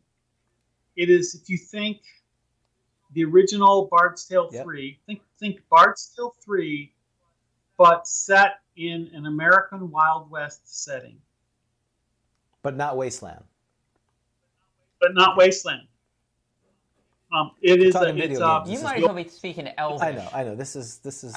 It's a class. It's in this, and it's being done for, drumroll please, the Apple II. Oh, the Apple II. Wow. But it will, when we ship it, it will come with an emulator. Emulators for both the PC and the Mac. So we're getting ready to produce that as a packaged box version in a special edition, and then it'll also be sold digitally. And the user interface is the old school Bard's Tale, and that's it is old school Bard's Wasteland, Tale. The whole thing, is that early mid '80s to late '80s aesthetic and art style and screen resolution, but we've done a lot. We've done a package version of that, so it'll come in. Is Apple II? What's the resolution? Is it EGA or VGA on that, or what's it going to be? It's pre-EGA. Okay. So, I mean, it's like and I think if I remember correctly, it's like 320 by 200. Yeah. So the artwork is that style, the paneled artwork. Yeah, that's awesome. Exactly. So that's what I'm working on there. I've got I'm grinding away on my central casting project.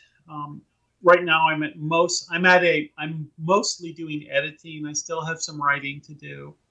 But when I say editing, I'm going back through all the content and doing a second editorial and design pass on it. I still haven't play tested it yet, but I'm trusting in my ability to know what it's worked before. But if you remember the original central casting books, they were about 100 pages long. Figure this in the 500 pages. That's way up from the original in The Dungeoneer, which I think was 3 pages. Oh, yeah. And a lot of the way I'm designing it is, I'm here. Let me just read. I have it up on my screen because that's what I was working on when we started here. This is in a section called Twisted Mysteries, which is essentially horror events. Should I roll dice? Sure. Roll a D100 for me. Oh, James has. No. Here, roll a D6. Sorry, your D100. And a D10. 3 on the D6. And then a D10? Yep. A 9. So that gives you the number 39. Okay. Tell me about my. So I'm going to read event 39. My Twisted Mystery. From Twisted Mysteries. The event is called Double Down. The characters suspected that everyone in their town had been possessed by evil or replaced by body doubles. They had no evidence of this, just a disturbing feeling in the pit of their stomach. And then there's a GM Secrets that goes with it. Oh, so this is just something that I think. So it doesn't. So you can do it. All you know is your character thinks something that's going on in your character's history. Oh. In your character's history, something like this happened. And then on the GM Secrets, there's more information that your game master gets to know that the player doesn't. Awesome. That's great. So what do is it can say, later on you can be coming along and maybe you come back to your hometown, or maybe you come back to this town later on and everyone there looks like your brother or something. I like that. You're selling me. That sold me on it. So the whole book is essentially, it's the idea being that most of these are story hooks. They're story hooks planted in your character history. I like it. And so hopefully you have Dan's email. If you want to send us links to all this so we can put it on our YouTube and our thing, we would be happy to do that. That'll be an eventually. Now, what I'm thinking is, again, I'm just in the editing stage. I'm not certain how I'm going to produce. I know I'm self-publishing this. I have a my own brand. It's called Fifth Wall Publishing, or Fifth Wall Games and Miniatures. And the fifth wall has less to do with the idea, similar, the fourth wall or anything. It's that when I started the company in Seattle, I lived at the corner of Fifth and Wall. Oh, cute. Are you going to any cons? Are you traveling? I went to North Texas this summer, and that's probably going to be it for this year, unless mostly what I've been doing as far as cons has been like retro video game cons. When we were going to like Portland. There's a retro video game convention every year in Portland, and we were going to that. But no, because the problem is one, still COVID. I'm vaccinated, but after North Texas, I came back and was sick for 10 days. No. Con crud, yay! Well, if you're bored between October 15th through the 17th, as you can see, we're doing our second annual GrogCon, which is in Orlando, Florida. That's right. My goodness. Do you know where I'm probably going to be that week? Tell us. Disney World. Get out here. Well, if we can make that happen. Around that time, because we're making plans. That's my birthday week. Oh, awesome. And we've been planning the idea of, well, what are we going to do now that the world's opened up again? And I said, I've always wanted to go back to Disney World. Wow. Serendipity. Yeah. We rolled, it's like divine intervention. We rolled under 10%. There was lightning right at noon, our time. I heard yes, lightning struck. So this is, now you have to come. All right. We will announce immediately. We will, of course, immediately announce. I already posted. It's already been posted. Right. James Jennell Jaquays, special guest. That's right. All right. 24-hour tournament. We'll see. Well, if you are here, travel plans. If you are here, you and the family are here, are in Orlando. Actually, our convention is in Kissimmee, which is very close to there. It's within a few miles. Actually, a lot of people stayed in that area. We would love to see you. You have obviously a lot of fans here, and if we could make that happen, we would be happy to do it. Okay, well, let's bring it up. My wife is the travel coordinator. She's both the travel coordinator and the person who thrives on interaction with other human beings. Well, based on our con attendance, you won't have to interact with too many. We won't have that many. That's right. This is perfect for you. This is only our second year. We're actually in a bigger tournament. We're in a miniature tournament, like a convention. Sorry, thank you. But we do an old school tournament. We have old school people coming like us, and we would love to have it. And obviously, if you are coming and you need some help anywhere at the Orlando, Dan and I would be happy to help you with that. If you have any questions, we'd be happy to give recommendations or stuff like that. Or you could stay at Dan's house. He has cats. You can bring the cat, and you can leave the cat at my house. He loves cats. He'd be happy to do that. Well, we have 4 no cats, problem. And one of them is literally a house panther. Oh, wow! I asked to see the wrong cat. Right. Yeah. Well, that's Rascal is like just this giant cat. Forget about naughty Agatha. Well, the last thing we have, Jennell, is if you have a D10, we roll a D10 to figure out how well the show went. 1 is we wasted your time and we apologize and we'll never bother you again. 10 is amazing. I don't have a dice in front of me. Okay. Do you want to roll it for her? I will. This is how good the show was. And I got to get out of here, James. It's about to... It's a 7. 7. That's good. A pretty good That's show. way above average. Awesome. Way above average. 7 out of 10. Yeah. Well, better than Jim Ward's show. That's right. And then at least +1 for advantage. Right. Oh, she's already working the DM. She's working the DM. She's That's right, because we're Central Time. And then, I have a special ability to give interview. Right. That's right. Because you've proven by all the ones I have, so it's at least we're up to a 9. And then minus for James, of course. And minus for James being back down to a 7. That's you did counter the fact that you are hobbled by the people we're interviewing. Yeah. Well, Jennell, thank you so much for your time today. Thank you. And so for Grogtalk, I'm James. And I'm Dan. And I'm Jennell. And we will see all of you next time on Grogtalk. Take care. Grogtalk was taped in front of a live studio audience. We don't got no dragonborn in Hamlet. A dwarven magic use you won't see. Clerics must have deities to worship, as written in the holy DMG. We like delving dungeons and loot. Every orc is evil through and through, and we don't stay our hands and spare their children like the 5e hippies in the game stores do. And I'm proud to be a first edition Grogtalk, living by the dice and Gare's decrees. But we fear only level drain and poison, and DM smiling wide behind the screen. We don't play heroes with long backstories. We fight for our lives to get XP, and there's nothing better than tell the glory of that one time we survived to level 3.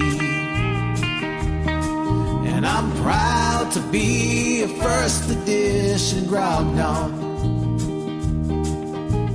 living by the dice and Gare's decrees. We fear only level drain and poison, and DM smiling wide behind the screen. And DM smiling wide behind the screen. We love first edition AD&D.